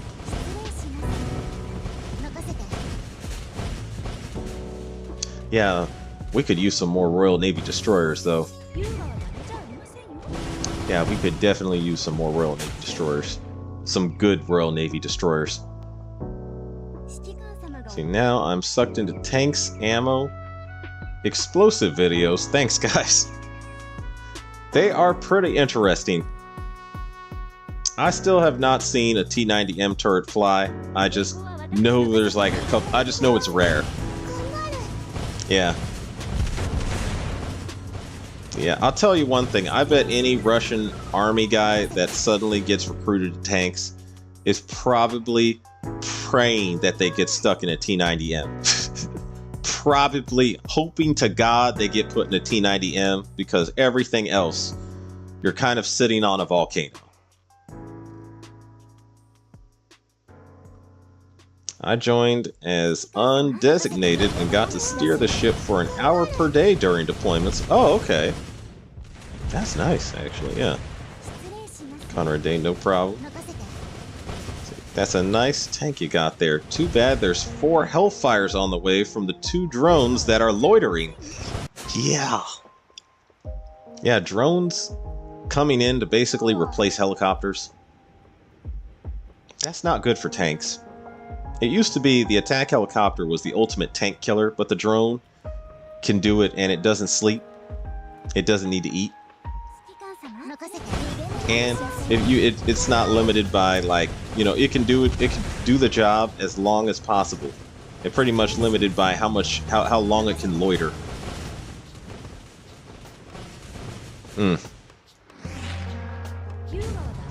Yeah, tanks. I imagine tanks. There's going to be like some kind of very okay, in the future, tanks are going to need to have some kind of active protection system. Like the Merkava has Trophy, and I know that the U.S. Army tested Trophy on an Abrams, and they proved it could work on an Abrams, or they could get it to work on an Abrams. So I bet somewhere in the U.S. Army, or yeah, it's probably the Army, but right now they're developing some kind of active protection for the Abrams. They're gonna be like, we want a new active protection system like Trophy. Because I think imagine if you gave a tank active protection, if it could take out, if the active protection is enough to take out like a Javelin missile, or get the tank to at least survive a 1 or 2 Javelin missiles, that would be something. That would be something. Because that ups a lot of the cost of munitions to knock out a tank.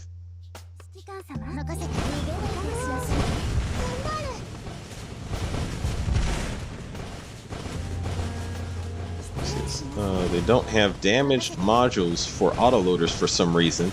It would make a ton of sense to disable an autoloader with a shell to the turret ring. Yeah, I agree with that. Yeah. What's funny about your angry Redditor's response in regards to your faction video is that they didn't realize it was about subjective faction fleets, not objective meta fleets. Yeah, I mean, I'm like going for a fleet that's well-rounded for all missions. I'm like, there's more than one way to skin a cat. Like, you could, there's other ways to make a balanced faction fleet. I picked the ones that work the best for me. So I was like, man, I don't know what their deal was. They just, like they said, they're just haters though. Haters are looking for some reason to hate. Draconius Prime. Yo! What is up, Draconius Prime? Didn't Russia recall some T-55s? Yeah, Russia's actually taking a lot of old tanks, like old tanks they've had in storage forever, and they're now throwing those tanks in the conflict to get rid of them.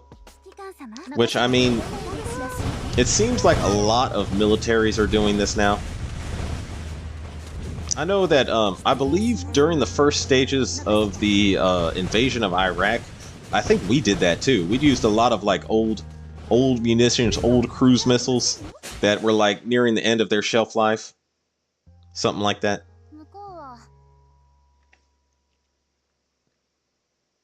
See, come to think of it, those two destroyers I choose would most likely boost Ark Royal in some way. Probably. Yeah. Russia did not recall T-55s. They refitted T-62 tanks as assault guns. Oh, okay. I think it might have been Ukraine that used a T-55. I'm not sure which side did this, but I know that one side is using T-55s in the Ukraine war right now. And what they do is they don't use them as a tank. They fill them with explosives and then send them running at the enemy's like front line, and then they detonate the explosives right on the front line using those tanks. And it's a lot of explosives. Like, I saw one video of them doing it, and whatever they stuffed in this T-55 blew up sky high with almost its own like mini mushroom cloud. That was a lot of explosives. I think it's probably something thermobaric weaponry they stuff in that tank. And I do know they've done it with the T-62 also, but there are T-55s in the Ukraine war right now. Someone's using them. Yeah, and the fact that it's a tank rolling at the there's no one in the tank. It's just like the gas pedal has been pushed to the floor, and you know it's full of explosives and pointed in the right direction. The fact it's a tank means you absolutely do have to use munitions on it to stop it, like some pretty heavy munitions. And in some cases, I could see that being used. I could see a lot of those old T-55s being used to waste javelins. Yeah. You have an old, you throw out an old T-55 and it causes the enemy to start using, or throw out a bunch of those, and suddenly the enemy just ran through a bunch of javelin missiles. Then you could use your real tanks. I'm like, yeah, even those old tanks still have a use. How about that, huh? See, blame DARPA. Thanks for the correction. As for active protection, the main thing that's being worked in right now are some kind of jamming devices that look like nipples on tanks. I saw those. I saw Russia put those on their T-80 BVM, and I do believe they have them on the T-90. Yeah, I know that they put the anti-jamming or the anti-drone jamming devices on tanks now. And I don't know how effective they are on the kind of drones that are being used in the war right now, but it was effective on some drones that they showed in a video. Like the drone would fly close to the tank, and then the tank, like it would suddenly lose control and just fly into the ground rather than actually strike the tank. At least that's what they showed in a video. Ask Derpa for adding trophy to the Abrams. Oh, okay. APS could do a lot against heat and tandem charges, but I don't know what you can build for protection against Sabo rounds other than thicker armor. I guess some kind of new composite might work.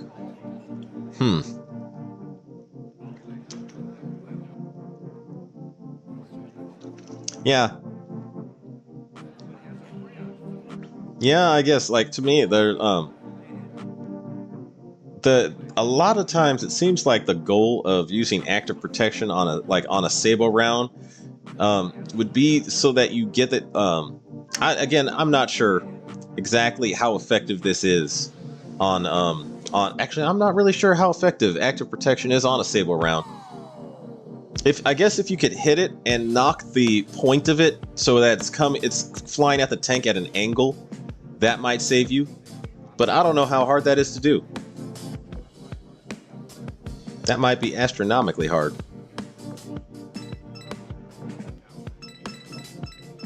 Add all these in here. Just sitting on a mountain of these action points here. Okay, here we go. Wait, let me do this right here. Oh no. Oh, I guess I got them all. Okay,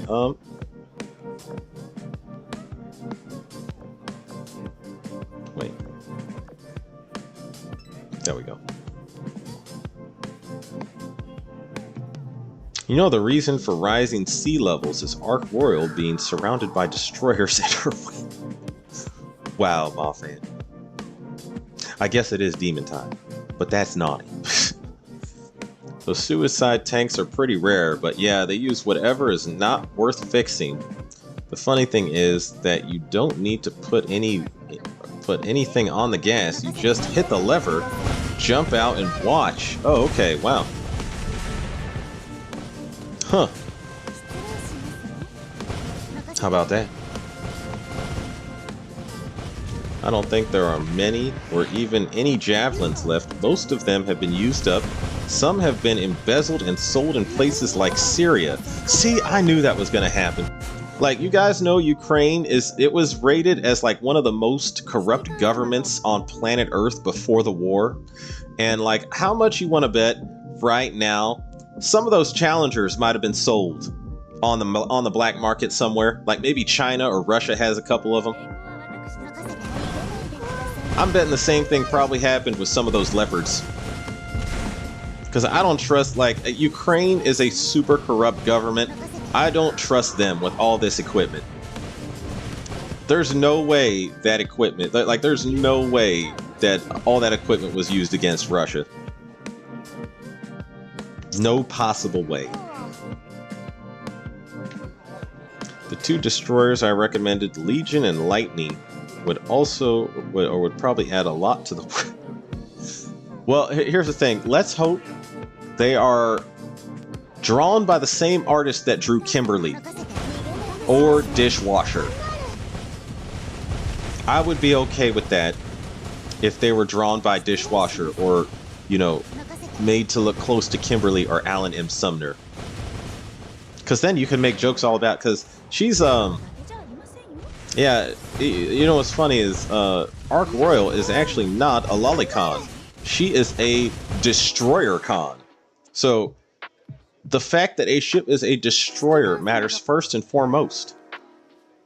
So I'm like, yeah, she would love Kearsaint, for example, and Kearsaint is a very well developed destroyer. Very well developed destroyer.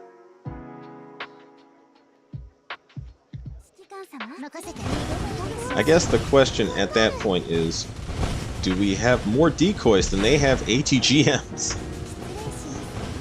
Yeah, I mean, if you have, like, I mean, Russia has stockpiled, like, all these old tanks from the Soviet era. I mean, I imagine they have plenty for that. I'm wondering what they used to fill the tanks with. Like, what explosives they filled those suicide tanks with. Because those things explode spectacularly when you see them. I saw the video, It looked like it almost looked like the front line got hit by like a 2,000-pound bomb. I was like, my goodness.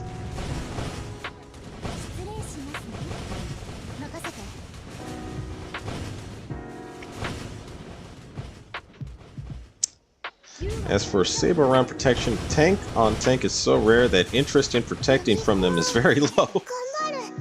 Damn, that is probably very true. Yeah.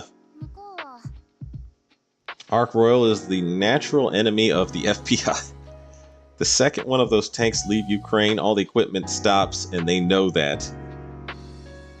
I mean, let's hope the people that know that can keep the people underneath them under control.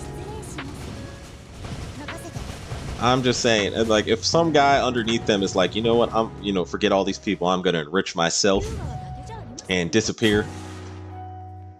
Because like Leopard tanks and Challenger tanks, they cost like how much did they cost? I remember it was around like 10 million, hovering around 10 million. That's a whole lifetime's worth of money. I imagine you could sell that tank to the right buyer for the right amount of money if you were diligent enough and well connected enough. That's enough for multiple people to live on.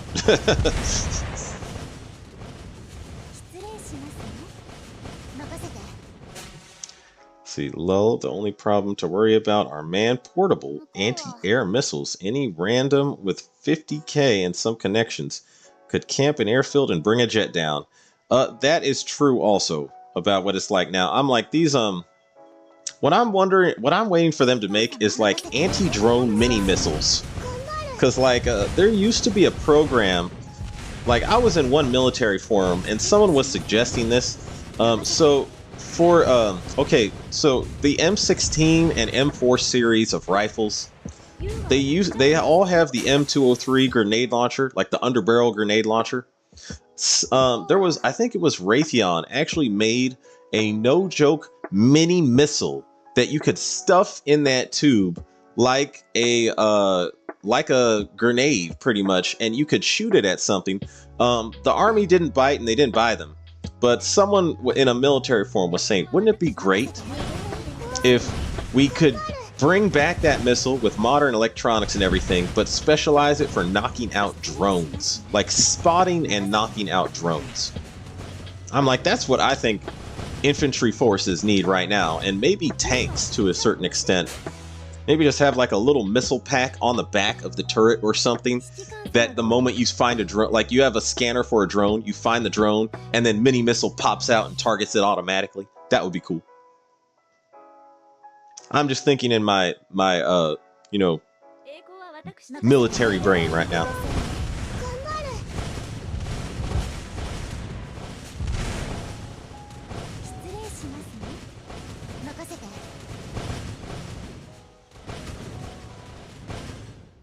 See, the second one of those tanks. Oh, where was I at? Dishwasher's last few designs have been meh. I don't know. To me, Musashi was not meh. Musashi is still top notch. I was like, I would say, okay, Guam's design to me, it's good.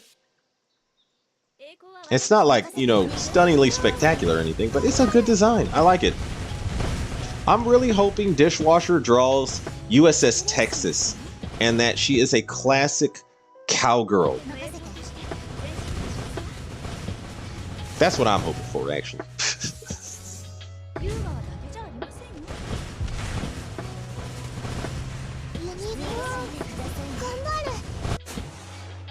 OG wants Dishwasher to draw destroyers. They'd be short stacks like Kier Saint and Pamiat. That's still better than the lollies, in my opinion. Yeah. See, I'll take the under at $5 on the money line of Western military equipment being sold illegally. Yeah, that's what I'm betting. I'm betting so many scams coming out of Ukraine too. Yeah, Yeah. Oh, did you know? Did you know this? Apparently, okay, so this was revealed actually somewhere around the time the war started. But Ukraine is a huge money laundering state for pretty much the whole political establishment in the U.S. Mainly Democrats, but there were some Republicans in there too. Like Ukraine, during the 2016 election, Ukraine actively tried to interfere in the election on the side of Hillary Clinton.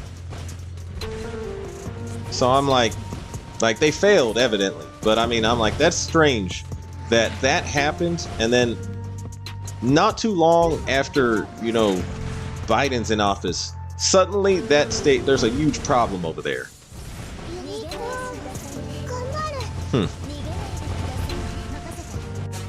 I find that suspicious. That's all I'm saying.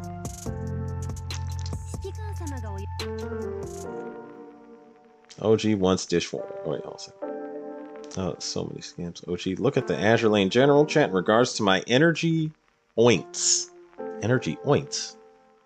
What is an energy oint? I am screwed.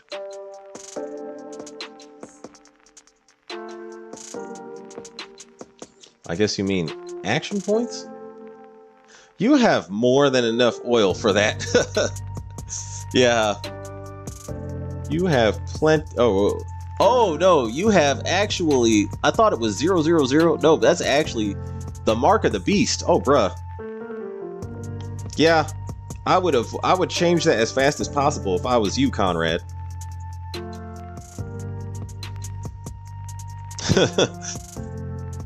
I vaguely remember some kind of quad pack of mini missiles for the Panzer anti-air system. I'm having a hard time recalling, and it's not the kind you fit into a rifle. Bigger. Okay.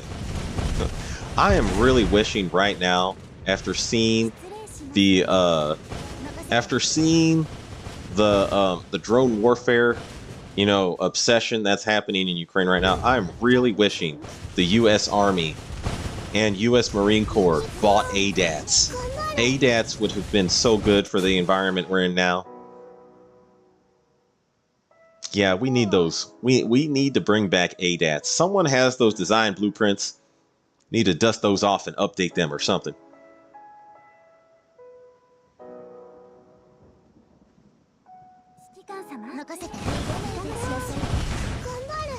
Musashi was good because she was the Raiden Shogun. Alright, I meant action. Yeah, 666 action points. I saw that. Conrad Day, yeah. I would immediately start just spending action points to change that number. Musashi has lots of design fetishes that appeal to lots of the player base. Lightning, sword, waifu, legs, fox girl, proper Far Eastern beauty, badass rigging. Yeah, I was like, that Musashi design is a win-win-win all around. I like the Musashi design. Dish is my favorite artist. His Art of Enterprise has been the login screen since 2018. You can find his ArtStation page by looking up Botch Dope. I think that's his actual name.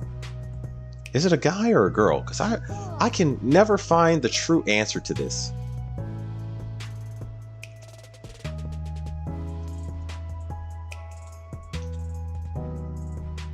Botchdo anime artist. Botchdo portfolio illustrator creator at ArtStation. Wait, dishwasher. It says here, Botchdo, known more widely as Dishwasher, is a Vietnamese student animator and illustrator working as a concept artist.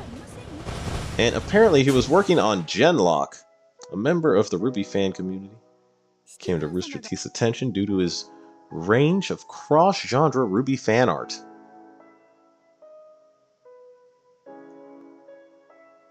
I didn't know he worked on Genlock. Wow. It's a shame Genlock ended up being so, Genlock was a disappointment. No fault due to Dishwasher though. He had nothing to do with that. Okay, I am on his page right now, and he has some amazing art of the Azur Lane ship girls that you cannot find anywhere else. In particular, Musashi. And some other mobile games I've never heard of, actually. Yeah, he does art for Near Autumn. Wow! Wow! Holy crap. I wish I could show you guys this stuff, but I'm worried about what it might do to my channel right now. Wow, he loves drawing Musashi in all kinds of fantastic ways. Wow.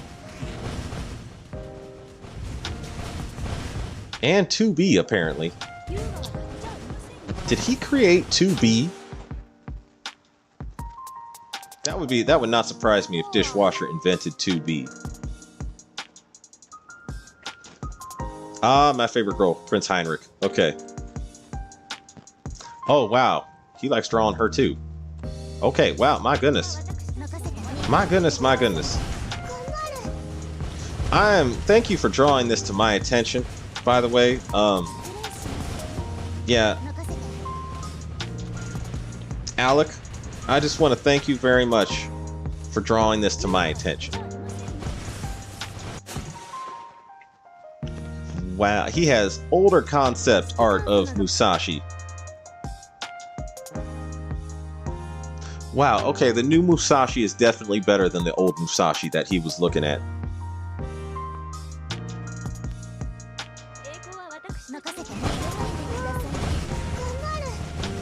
And he has concept art for a whole bunch of other stuff. Wow. Okay, some of these I have seen posted in the Reddit.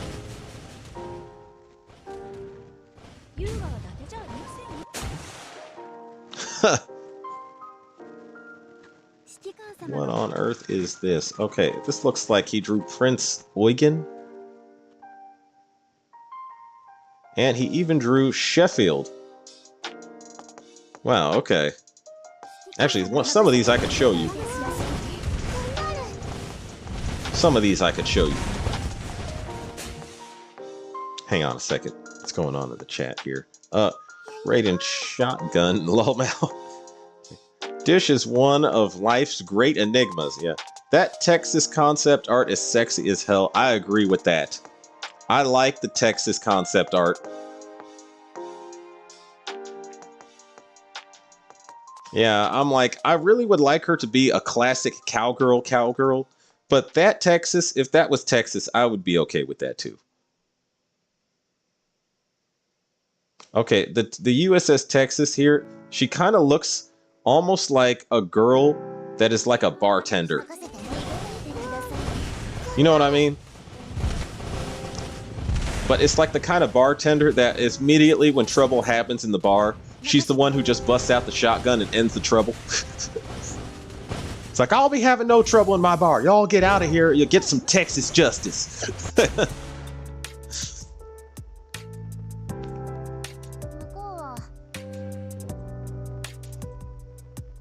I'm looking at some of these photos because I'm like, I have seen some of these posted in the Reddit, and a lot of these I have seen not posted in the Reddit.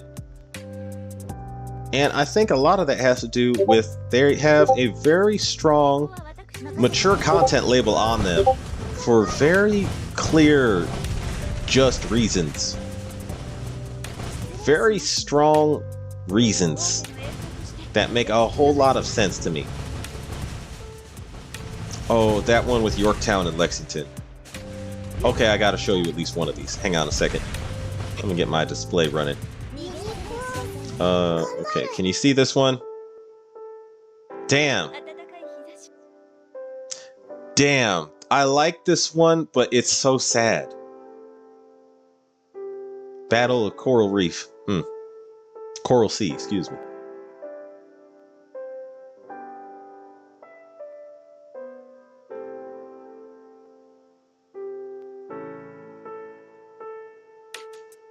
Yeah, I'm like, man, he already made one for HMS Victory.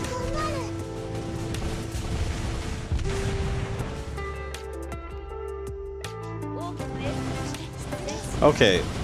Dang. Well, I hope Dishwasher ends up making USS Texas. I sincerely hope Dishwasher ends up making USS Texas. That would make me very happy.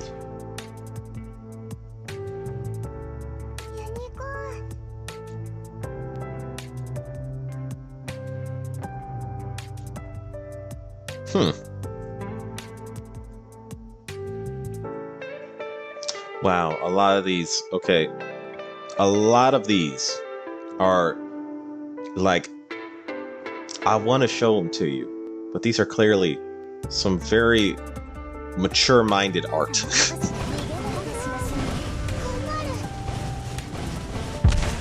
Okay, I'm a huge fan. I'm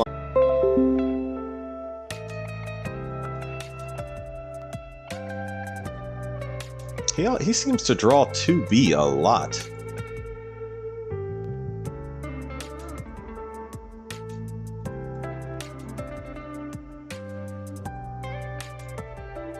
Okay, well, it looks like I cleared all of... Let me see this. Use energy storage device. Okay. And I'm gonna collect that too. See, sauce spillet. Give me sauce spillet. Okay. I'm going to have to... Let me see. How much have I cleared of Opsai so far? Okay, no, there's still these two zones down here. And I still need to get these whirlpool zones. Okay. Also, I need to check what I can buy in the shop. I am hungry for gold parts. I'm still very, very much hungry for gold parts. I could actually buy a couple of these. And a couple of these. Nothing more here. I'll buy those. Sure, why not? Nothing more here. Nothing more here. Nothing more here either. Okay. Okay. Where was I at? I'll just do the strategic search. All right, here we go. See, Blue Archive 2. Okay, so that's what else he's making. That would make sense. So similar to Oklahoma. I have been grinding 3-4 for the last 4 days and have not gotten a single Kaga or a Kagi. I probably spent 16k oil. My goodness. That's a whole lot of oil. That's like a whole major event's worth of oil you just blew on 3-4. I remember it took me a lot of oil, but I don't think I went over 10k oil. But 16k, that's a lot of oil. Ouch. Scourge of Stars, not to brag, but I got both in something like 6 runs. Conrad Day, that look is unreal. I remember, I think I got Kaga pretty quick, but a Kagi took forever. That was the one that took me forever. I'm convinced they don't exist. Second anniversary MV was drawn by him, too. Okay. That Coral Sea art was drawn for the first Azure Lane Annie as well. Damn. Yeah, he can draw World War II spectacularly. I'll just say that much. I like that Coral Sea art. That is like... And he had another piece of art of Duke of York, actually, who's a vampire in the game, biting Scharnhorst's neck and drinking her blood. And I was like, that, for what you're going for, is pretty accurate, actually. Yeah.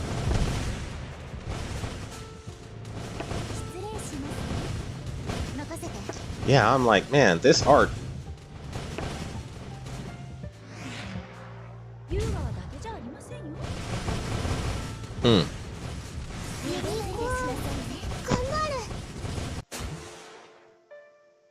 It seems like he drew, Okay, he drew Champagne's wedding dress. So I'm looking at these photos and I'm like, man, I have seen this art somewhere once or twice, but I don't remember. Like, it was probably posted in Reddit. Oh, he has art for Ruby. You know, I stopped watching Ruby. I'm like, I probably could get back into it, but I heard it went down the tubes. I stopped, like, I watched the original 3D animated Ruby, and I remember that show apparently got a little weird. I was like, I mean, it's still fun. Something else came up, though, and I couldn't finish it. Man, he has a whole bunch of photos I wish I knew about. I was like, I could use some of these for thumbnails.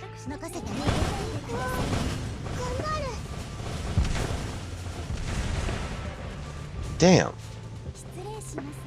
Damn.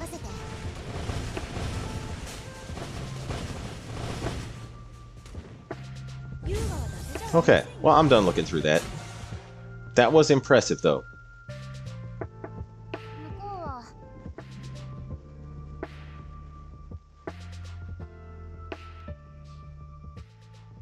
Okay, yeah. Oh, yeah, he posted the drawings of Musashi that I was thinking of in my NSFW section of my Discord.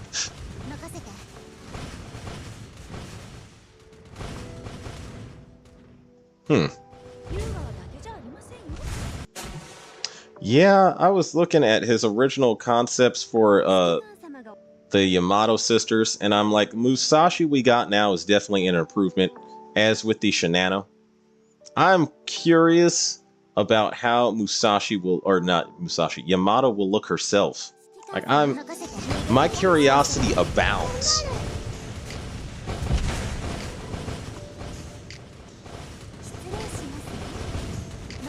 Spent 3 months farming before. Got enough Akagis to fully LB, but only 1 Kaga. At least I got tons of repair kits and Helldivers as a result. Okay. Yeah. Gotta take what you can get. Scourge of Stars. Fox mines are suffering. 185k coins and 640 cubes. Am ready. UVH's rerun. Alright. Some people spurg out if you use their art without asking. Depending on their policy, they could send you takedown notices and such. Oh, okay. I've been using just the official Azur Lane art from, actually, if it's not official art and it's just his personal art, I probably shouldn't touch that, maybe. But I've just been using official Azur Lane art for thumbnails.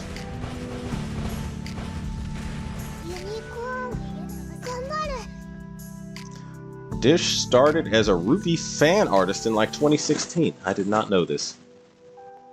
Some people, yeah.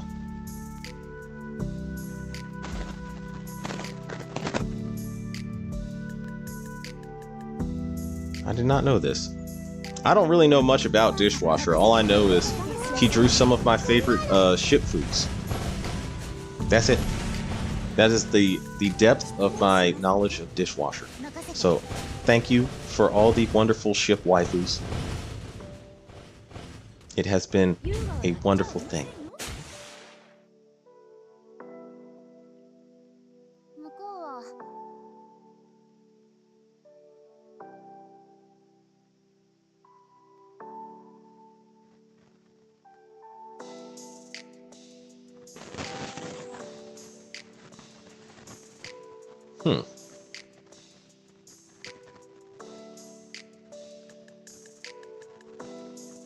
Yeah, this fleet is immortal. I haven't had to heal this Vanguard forever.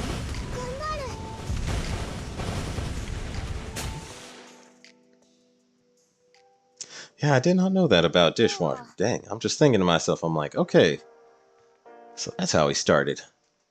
Huh.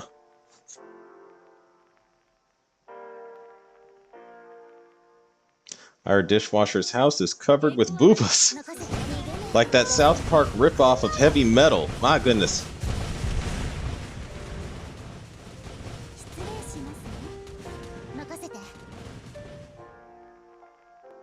That reminds me, I need to try taking out Kirov meta while I'm here. Shoot.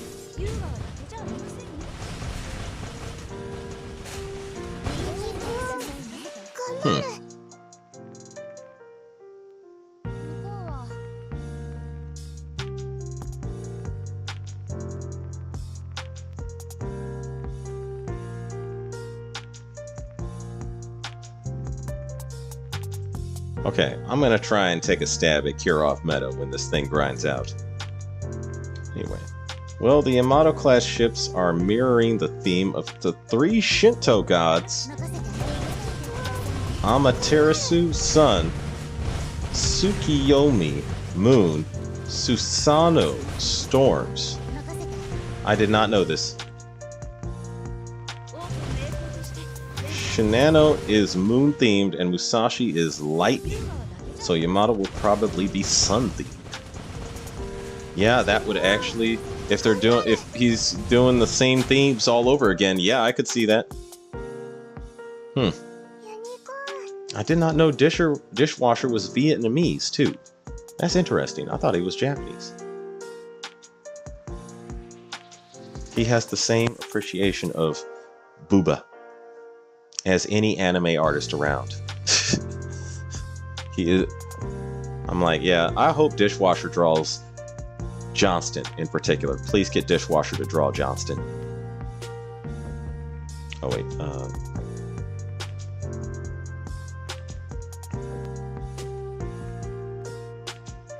okay, let me just collect this. Whatever it may be.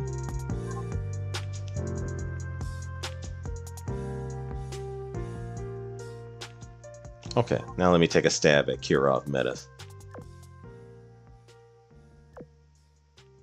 I already took a couple stabs at her earlier. Let me change this. Guam.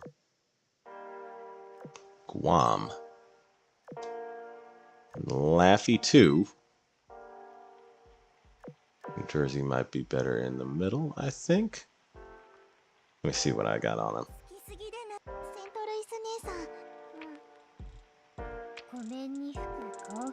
Yeah, full load for... Yeah, everyone is loaded out for attacking light armor.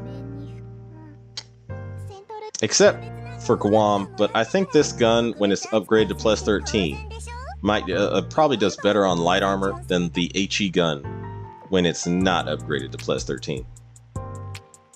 Oh well, I'll find out. Let's see how this goes. I hope Helena's skill activates enough times.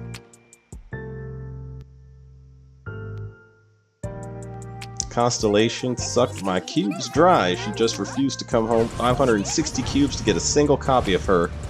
Ouch. I pulled 4 flashers from that gacha, 2 Guams outside of pity.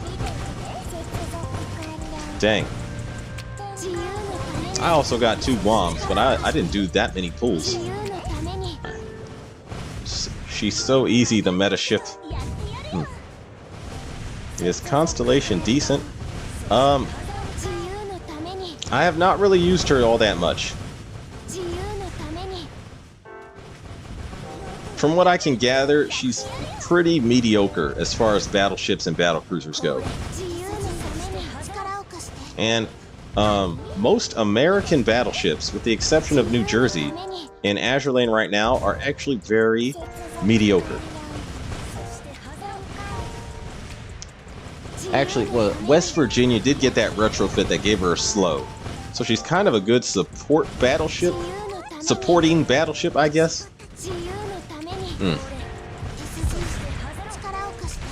North Carolina or Washington need like a serious monster augment. Or a retrofit. One of the two. I was like, North Carolina especially. Actually, what I think would be cool is if Washington got like a... Like, Washington, to me, is the original... I've been saying this at least until we got New Jersey.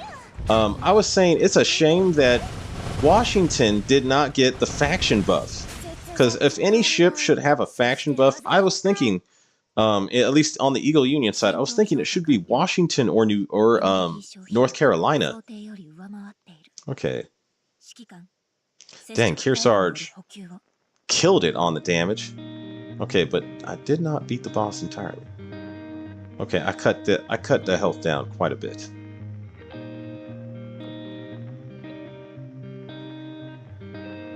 Let's see, is Constellation... I still can't believe they got Asanagi to draw Asanagi. Constellation is solid if you don't have New Jersey and want a good American battleship. Yeah, I would agree with that, yeah. Georgia and West Virginia are decent too. Yeah. North Carolina should get bunny ears for off minute. So New Jersey is BB.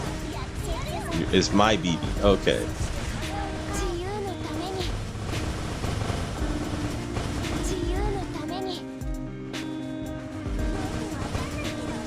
Yeah, I was like, dang, to me, the two champion, battleship, actually, I would say Kearsarge is not a battleship, she's an aviation battleship, but she is the best, closest thing that America in Azur Lane has to another battleship that's decent. She's just, the only thing is she's just not a battleship, and she does tremendous damage, though. Like, Kearsarge is way more than just decent. My favorite PR ship to date is Kearsarge.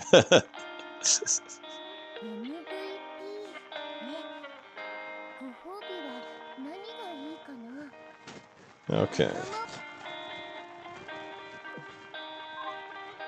Now, this is the only meta ship I haven't completely... Let me see. Let me try this out on... Oh, wait, hang on a second.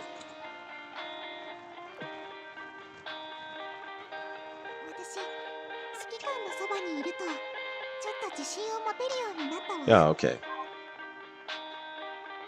Let me see about this though.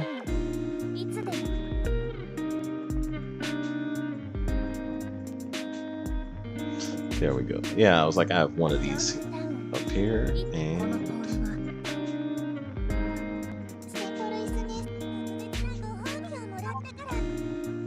all right, let me see how this goes.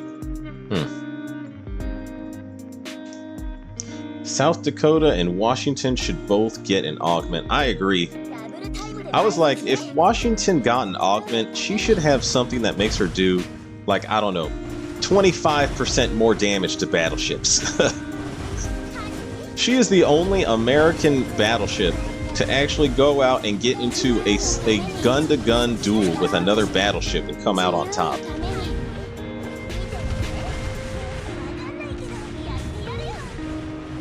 Like, I was like, man, Washington should be like a straight up anti-battleship in Azur Lane. I was like, oh, so frustrated that they didn't give her like something much more powerful.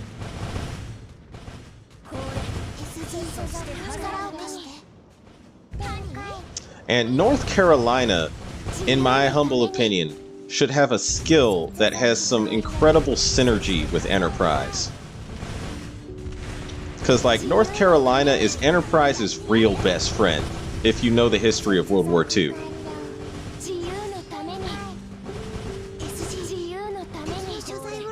North Carolina and Enterprise were together like this through the thickest, darkest times of World War II. Oh. Ooh, they might eliminate my Vanguard. Oh, damn. Okay, came close to eliminating them. See, my Vanguard did not survive. Yeah, I came close to eliminating her, but... Vanguard just did not survive that. Ouch. Our barrage is so good, New Jersey's. Yeah, it is. Yeah, it most definitely is. I will probably have the USS faction buff of firepower, AVI, reload, etc., considering she was the lead ship for class and had the presidential suit that housed FDR on a few trips. Okay. I knew she was the lead ship of her class. I didn't know she had a whole presidential suit in her hull somewhere. Dang.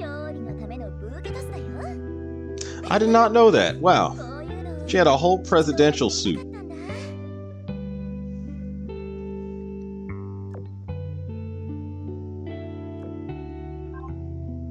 It's a whole, whole little, hotel for the president.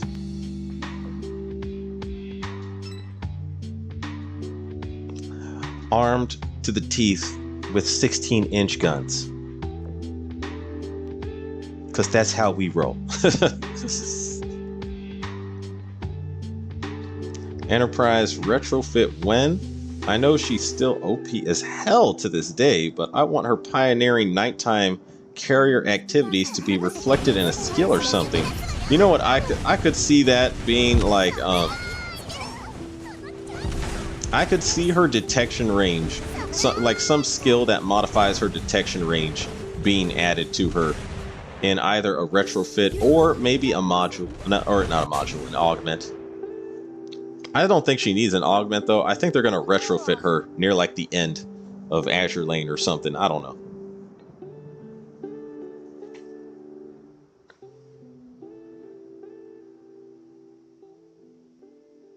Finally built my first UR AA and second UR DD gun. Those are very useful. Yeah. When I finally get Hindenburg's second main gun, I'm not sure what PR I'm going to focus on. When in doubt, if you use carriers, go for 10 rise.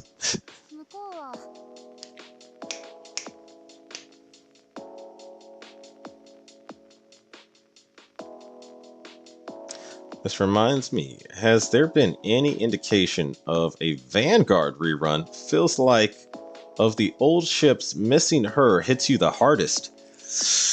I would have to agree with that, yeah.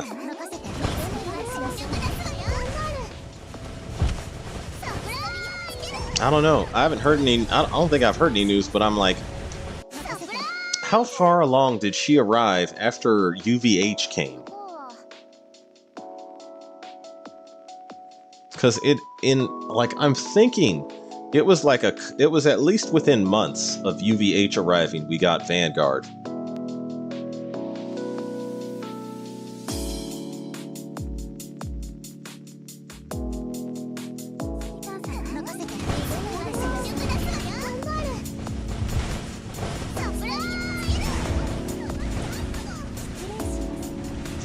Alex saying here, are you running a EU or SS fleet? Oh, you mean a submarine fleet? Yes, I am.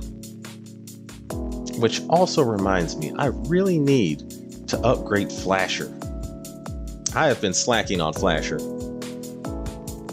Didn't Vanguard's event come after Ulrich's? If so, she'll be soon. Key in BB comps. Yeah. UVH is the only unobtainable ship currently. Yeah, it should be this year, if anything. That's what I was thinking. I was like, we should be getting UVH sometime rather soon, I think. Or not UVH, Vanguard, sometime soon after UVH.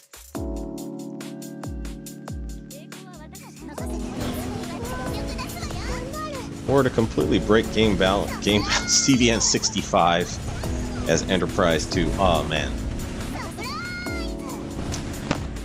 I still want them to like slow down. Like, okay, I like the fact that they gave us Laffy 2 and Guam together, but I am hoping that they stop doing 2s just for a bit. I mean, I'm okay with now them adding 2s, but I would like them added alongside other ships. I still want new ships. Geostar said they will not rerun Royal Navy URs. F Royal Navy, really? Geostar said they will not do a rerun of Royal Navy UR ships. So, what does that mean? Like no Implacable rerun? No Vanguard rerun? Damn. Alec, you mad lad. I like it though. Isn't Ulrich very similar to FGG, Fate Simulated? I remember a lot of people making comparisons between those two. See, don't you feel like Royal Navy gets the shaft? Yeah, I would say there's a lot of Royal Navy ships that I think could be added into Azure Lane. That would be, in particular, for me, it's the subs. Like, the Royal Navy actually had some impressive submarines do some, like, ridiculous stuff during World War II. HMS Venturer, to me, being the chief example of this. Only submarine in history that we know of to actually sink one submarine, or sink another submarine, while both submarines are submerged underwater.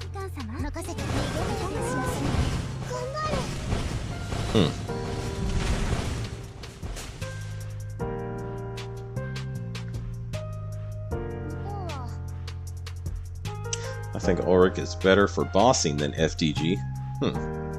Who said that? Is it someone in Discord? They are trolling, lol. They definitely rerun Vanguard and Implacable. No way they'll snub any UR ships for reruns. Yeah, I'm like, who said that, Moffant? See, yes, I am at 0 Boolean, or UR Boolens, after MLBing both Guam and Laffy Taffy. What can I say? I love Enti. Same here. Yeah, I love Enterprise as well. My favorite World War II ship. They really do need to add, like, yeah, I'm glad that they made Enterprise have the skill that she has. Because she has been durable throughout the entire content of Azure Lane. She's still highly usable and useful and effective on bosses and everything. I'm like, the one thing I kind of want right now is a Eagle Union converging SSR torpedo bomber. And I specifically want that for Independence. I was like, Independence is the carrier I use the most, really. It's like, ever since I got Independence, I've never stopped using her.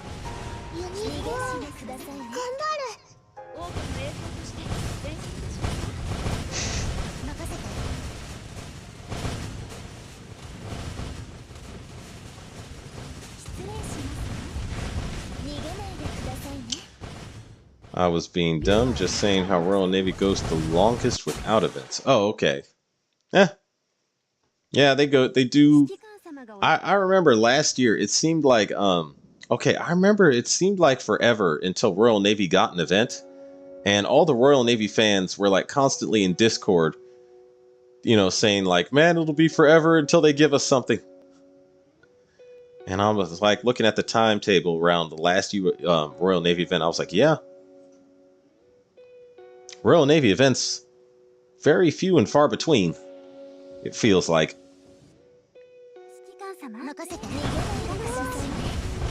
There's an NT fan that works on a USS or a US carrier right now. He's got Dojins on hand and keeps doing his business. Oh, for the shit.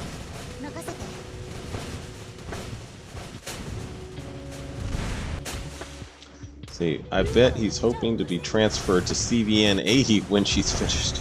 The USS Independence is a whore and a traitor. What? Where is this coming from, Moffat?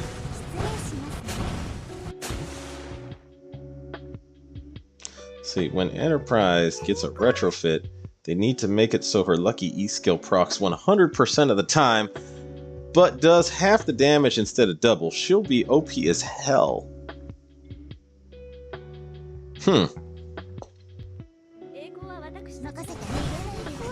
Yeah, I guess, but still, I kind of... Okay, there is a certain sect of players that if that retrofit was an option, would never retrofit their Enterprise. It'd be like, wait, I'd much rather chance this with the 100%, you know? See, it was the Independence that flirted with the Italian ship, the Amerigo Vespucci. Oh, I see.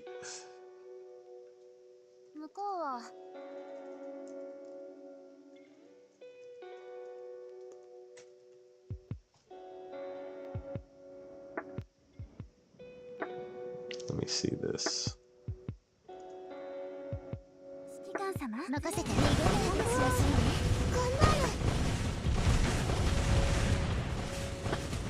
Hmm.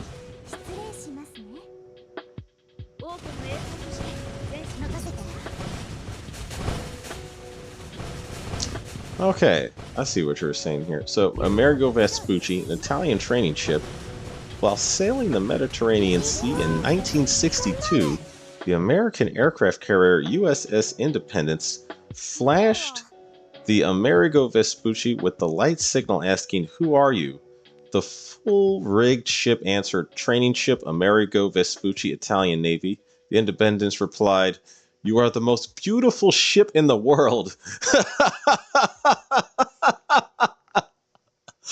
Oh man, that's funny.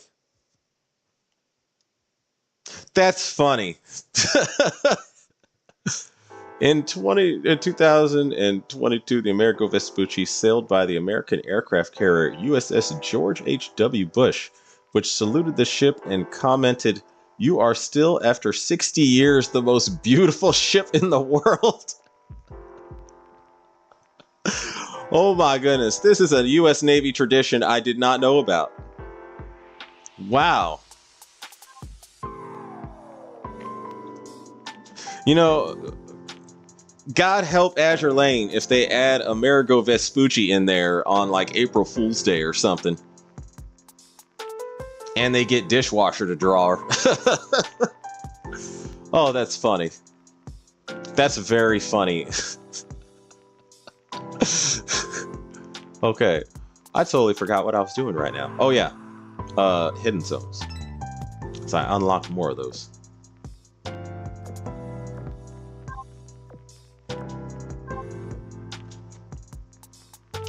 Damn, I'm still short on these anti-aircraft. You know what's funny? I'm trying to get anti-aircraft gold gun part or gold parts.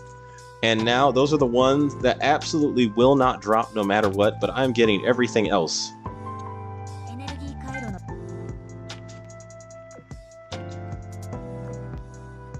Man.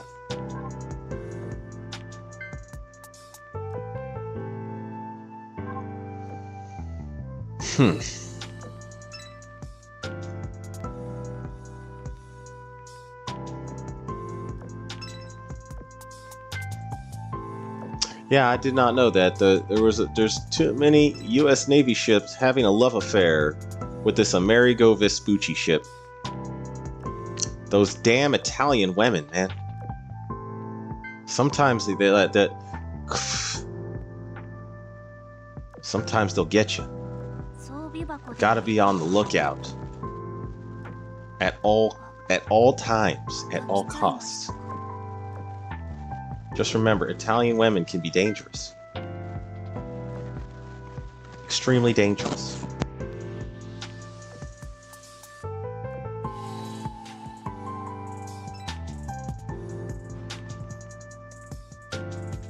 Let's see, I've narrowed down Mr. NT Fan's location to Reagan and Vincent. I mean, Reagan or Vincent. Okay. Yeah, but she'd be getting weapon efficiency upgrades in addition to all those stats and another skill. She'd be mandatory in all carrier fleets if she keeps the double damage, lol. Yeah, that is very true. If she got a retrofit like that, like what you're saying, instantly, my backline setup would immediately be Kearsarge, Yorktown 2, and Enterprise retrofit. Hands down. And that would probably destroy most of the content in the game. Assuming nothing tougher and stronger comes out between now and then. Then it happened again. She will need a skin with Independence offering her flowers. I would see that. I would probably, yeah, I could see that. FBI is back in the building. He says, wait.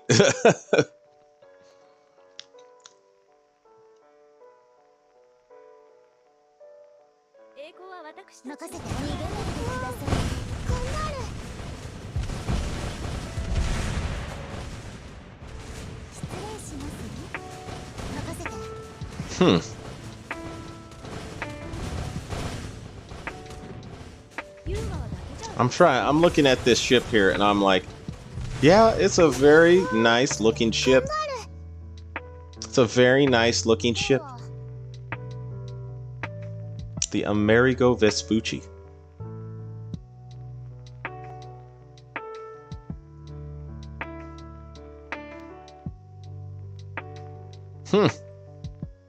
First Cristoforo Colombo was put in service in 1928. Was used by the Italian Navy until 1943. Why is this ship not in? This ship is perfectly good for World War. Yeah, this is a perfectly good ship to add into Azure Lane, even without an event like what was it? Even without an April Fool's type event.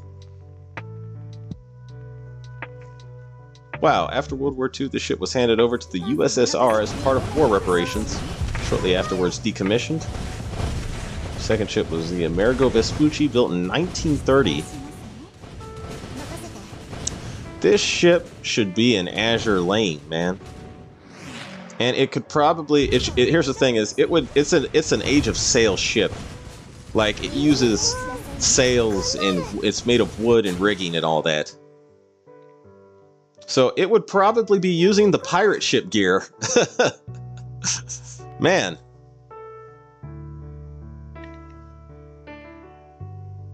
Hindenburg's skin is almost too much. That blindfold. Yeah, I'm wondering what happened. We are only left to wonder what happened with when you activate her special touch. But I have an idea. A very suspicious idea of what had happened. OG need that chiseled chin.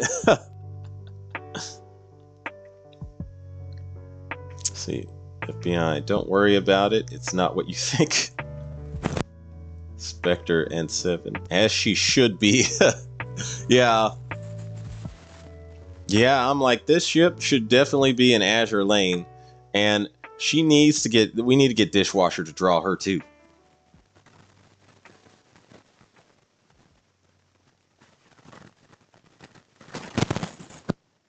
I need to put this actually in the possible. I'm going to just take the wiki of this ship, copy and paste it in Azure Lane new ship possibilities, just to keep this in mind. There we go. Posted that there.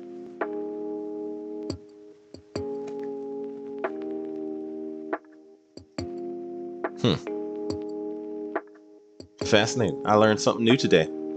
I learned that Amerigo Vespucci is apparently seducing U.S. Navy ships everywhere she goes. My goodness, this is atrocious. This is a national security risk.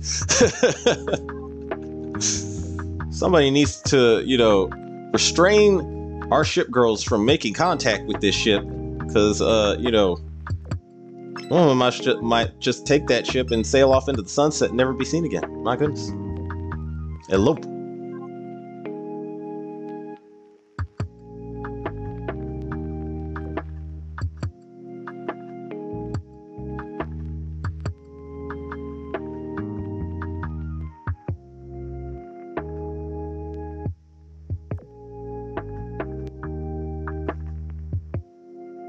Oh crap, hold on 1 second, let me see this. I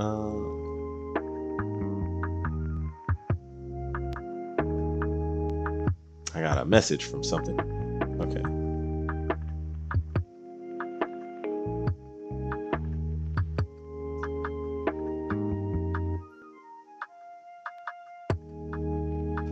Okay, hang on a second. Let me see this. Okay, where was I at here? Need to get out. I need to send a message to somebody.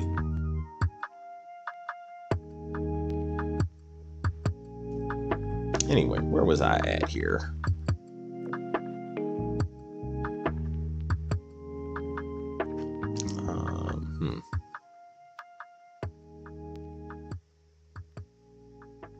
Okay, what was on my daily missions too? I think I did all the good ones. Yeah, what I need to do now is I need to clear some of these little mini siren bosses, and I can think of no better reason to use, for the first time in Operation Siren, my new USS Eagle Union fleet to stomp these out.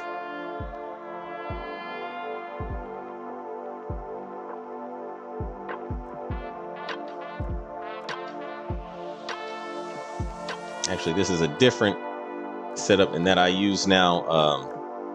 Let's see. For this fleet, I am actually using my PvP fleet here. Now I think about it.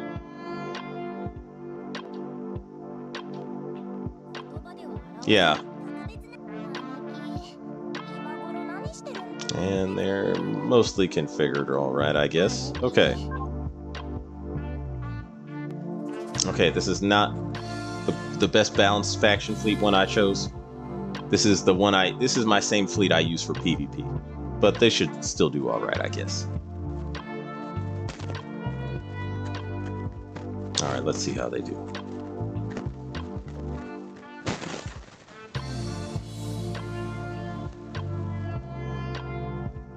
What do you mean? It's about those damn Italian women. The damn Italian women, man.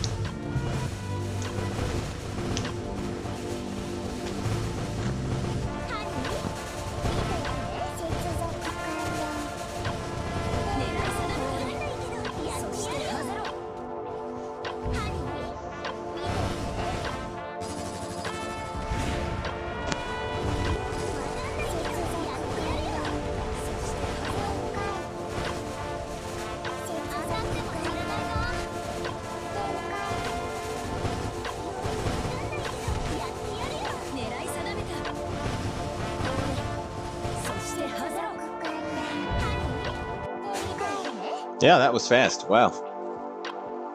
Cleaned house.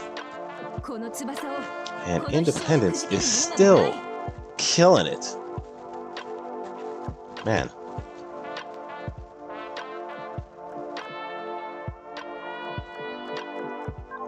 Yeah, Independence is out here merciless. Always, always merciless.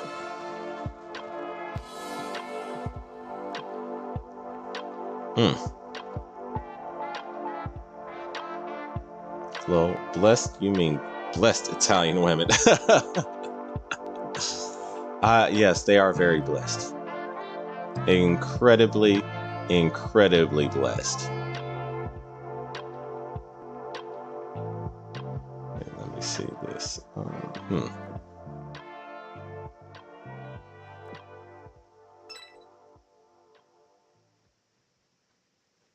Oh yeah, I haven't knocked this out either. Okay.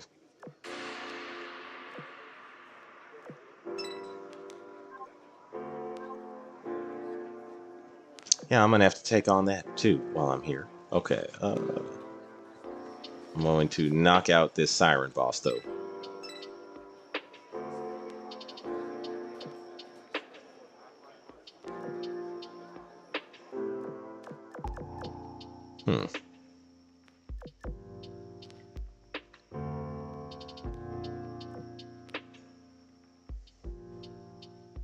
Oh, okay, this one will be easy.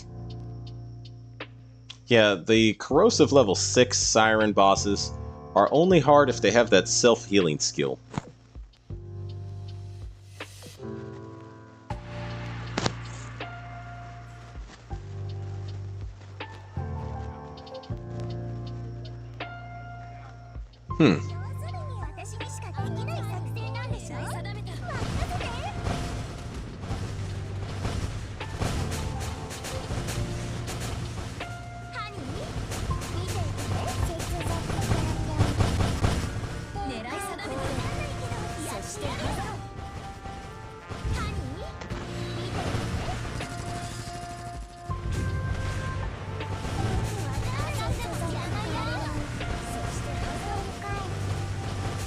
Yeah, Independence is, I think, still the strongest anti-air ship in the game.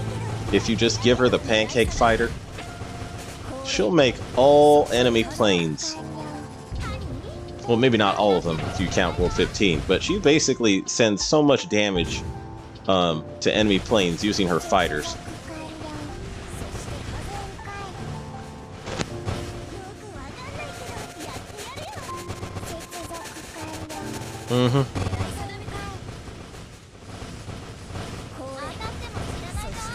Yeah.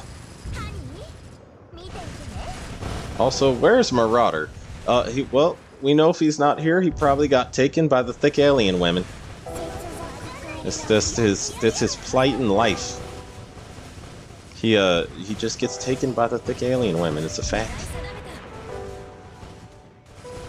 And we need to do whatever we can in our power to get him back safe and sound. You know, or usually the alien women are pretty nice about leaving him and returning him unharmed to us. Okay, now this time. Okay, this time New Jersey did it. Huh. Yeah, that's why I'm like, what I would really like is just one SSR American converging torpedo bomber, just for independence. She would be a monster on bosses.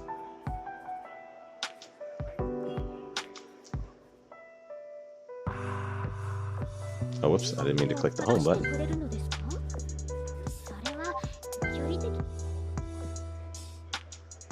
There we go.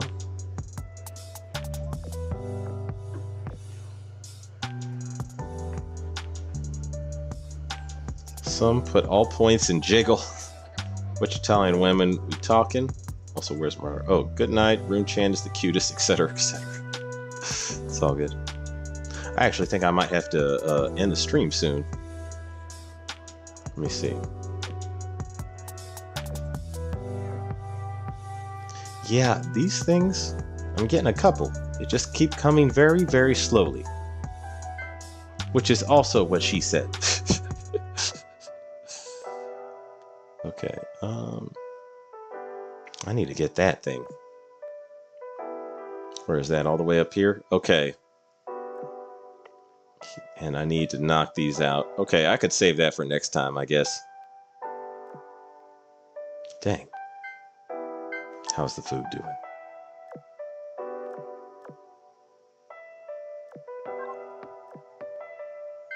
And there's nothing I immediately need from the shops right now. So that's okay. Alright. Huh. And nothing I've gotten from the popularity poll. I could try to do a couple of these exercises, though, for PvP. There's only a couple days left here. This looks like a tough fleet.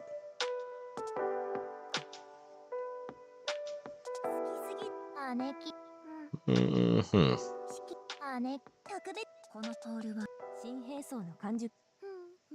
Okay, let me equip independence for PvP.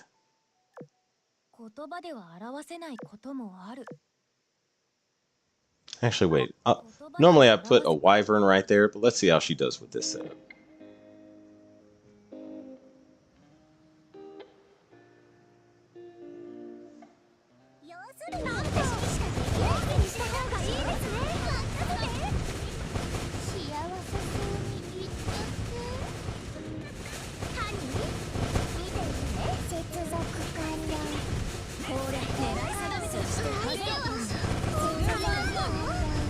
Okay. Dang, they got Columbia early.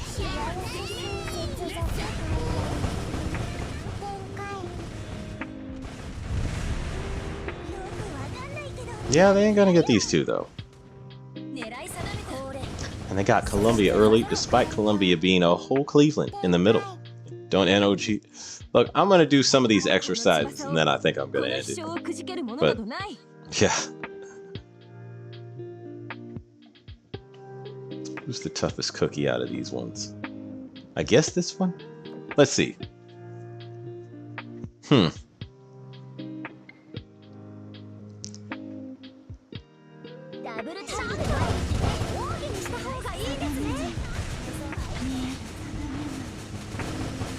I gotta say though, that flagship skill on is actually very, very useful for New Jersey, because it's better than the what was it? It's better than giving her the damage control Eagle Union.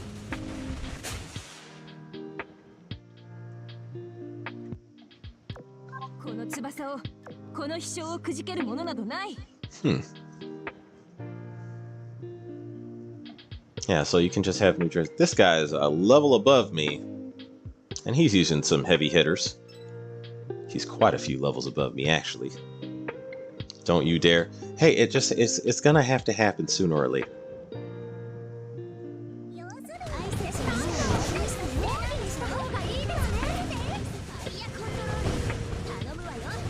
Let's see what we got here. Eliminate. Eliminate.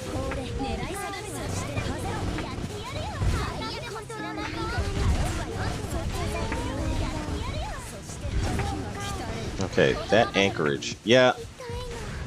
See, that smoke screen is broken.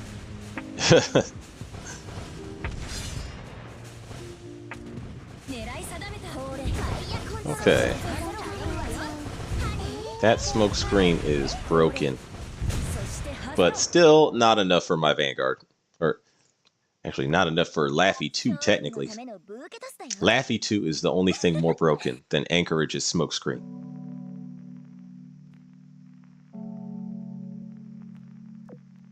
Another Eagle Union heavy hitter, but not fully leveled up. Huh.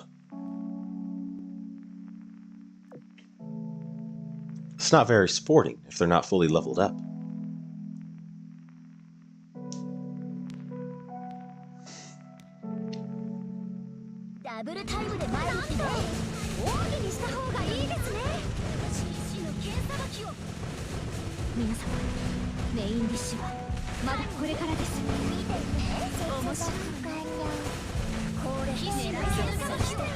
Listen, what's that Race Queen Prince Oigle? Dang. Okay.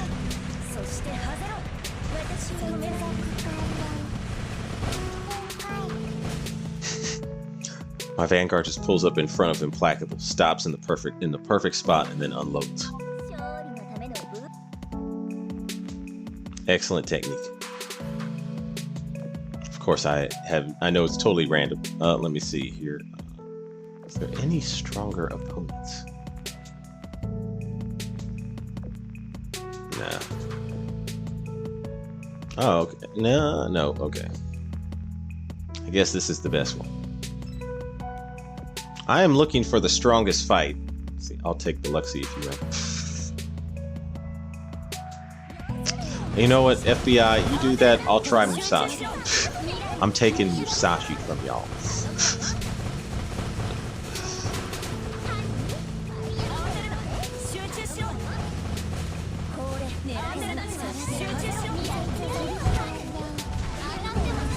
Okay, yeah, that one was also relatively very easy, dang. See, I was able to fight and clear out one of these meta, like the meta faction fleet that's been going around. I have not found another one of those though. Actually, this guy's a little bit of a higher level than me. You can't, OG. I won't let you. See, that's... Yeah. See, that's exactly what I told you when you first talked about Biloxi.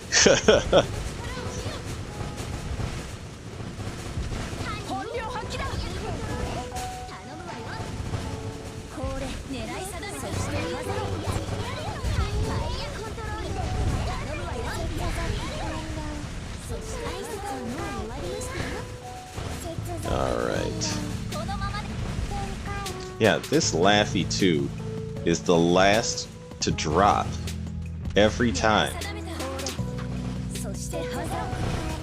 Wow. Did you see how fast the health drained when her all-out assault triggered right at that moment? Yeah, that health just went kapoof and disappeared. Oh, that's a... Let me see.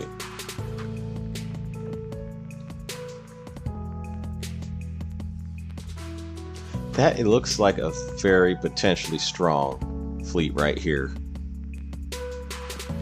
This one, Eagle Union themed, but I will kill that Vanguard in 2 seconds. Okay.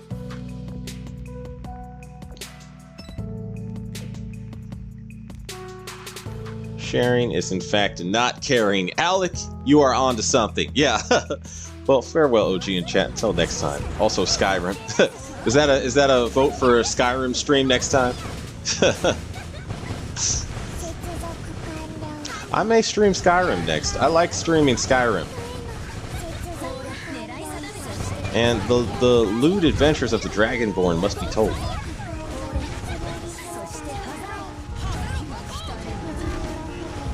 Oh, damn. Wow, that is a strong fleet. Okay. Dang. They ain't gonna survive. Shoot. Okay, damn. That one got me. Alright, alright.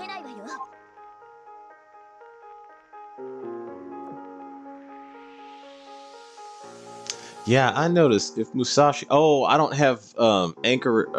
damn, okay. I don't have New Jersey pack in the dual twin 457mm. Yeah. I probably could have won that fight if New Jersey had the twin 457. And Kearsarge, too. Oh, Iron Blood Fleet. A little faction on faction violence never hurt anybody. Well, OG not sharing Biloxi, so I can't share Musashi. Okay, we can stick with that. You stick with your Musashi. I'll keep my Biloxi. We call it even.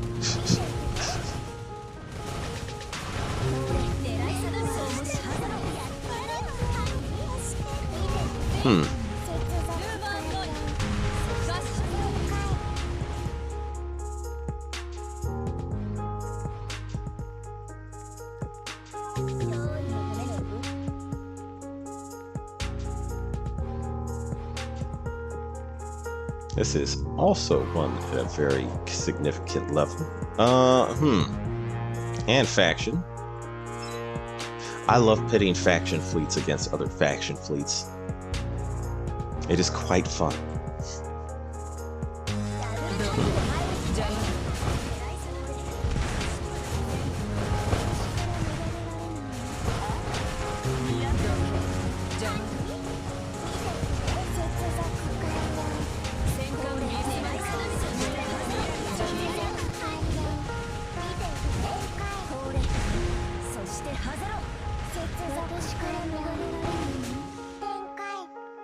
Damn.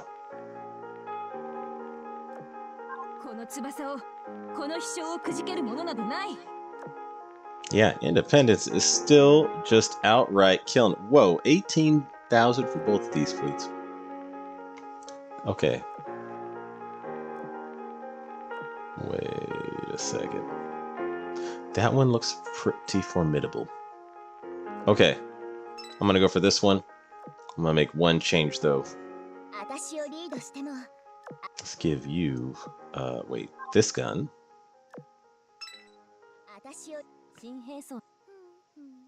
And actually, I'm not going to change out Kearsarge's gun just yet, because I'm wondering if it's just New Jersey would do it.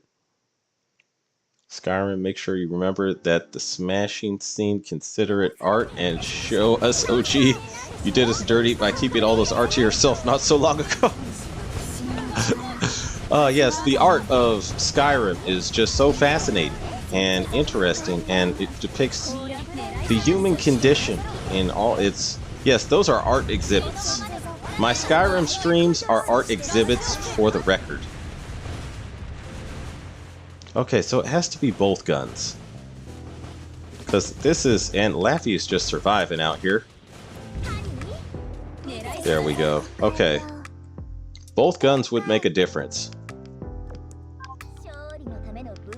I need to get enough gold gun parts to make a second plus 13 twin 457mm. Damn, okay. Well, I cleared out all those exercises. Anyway.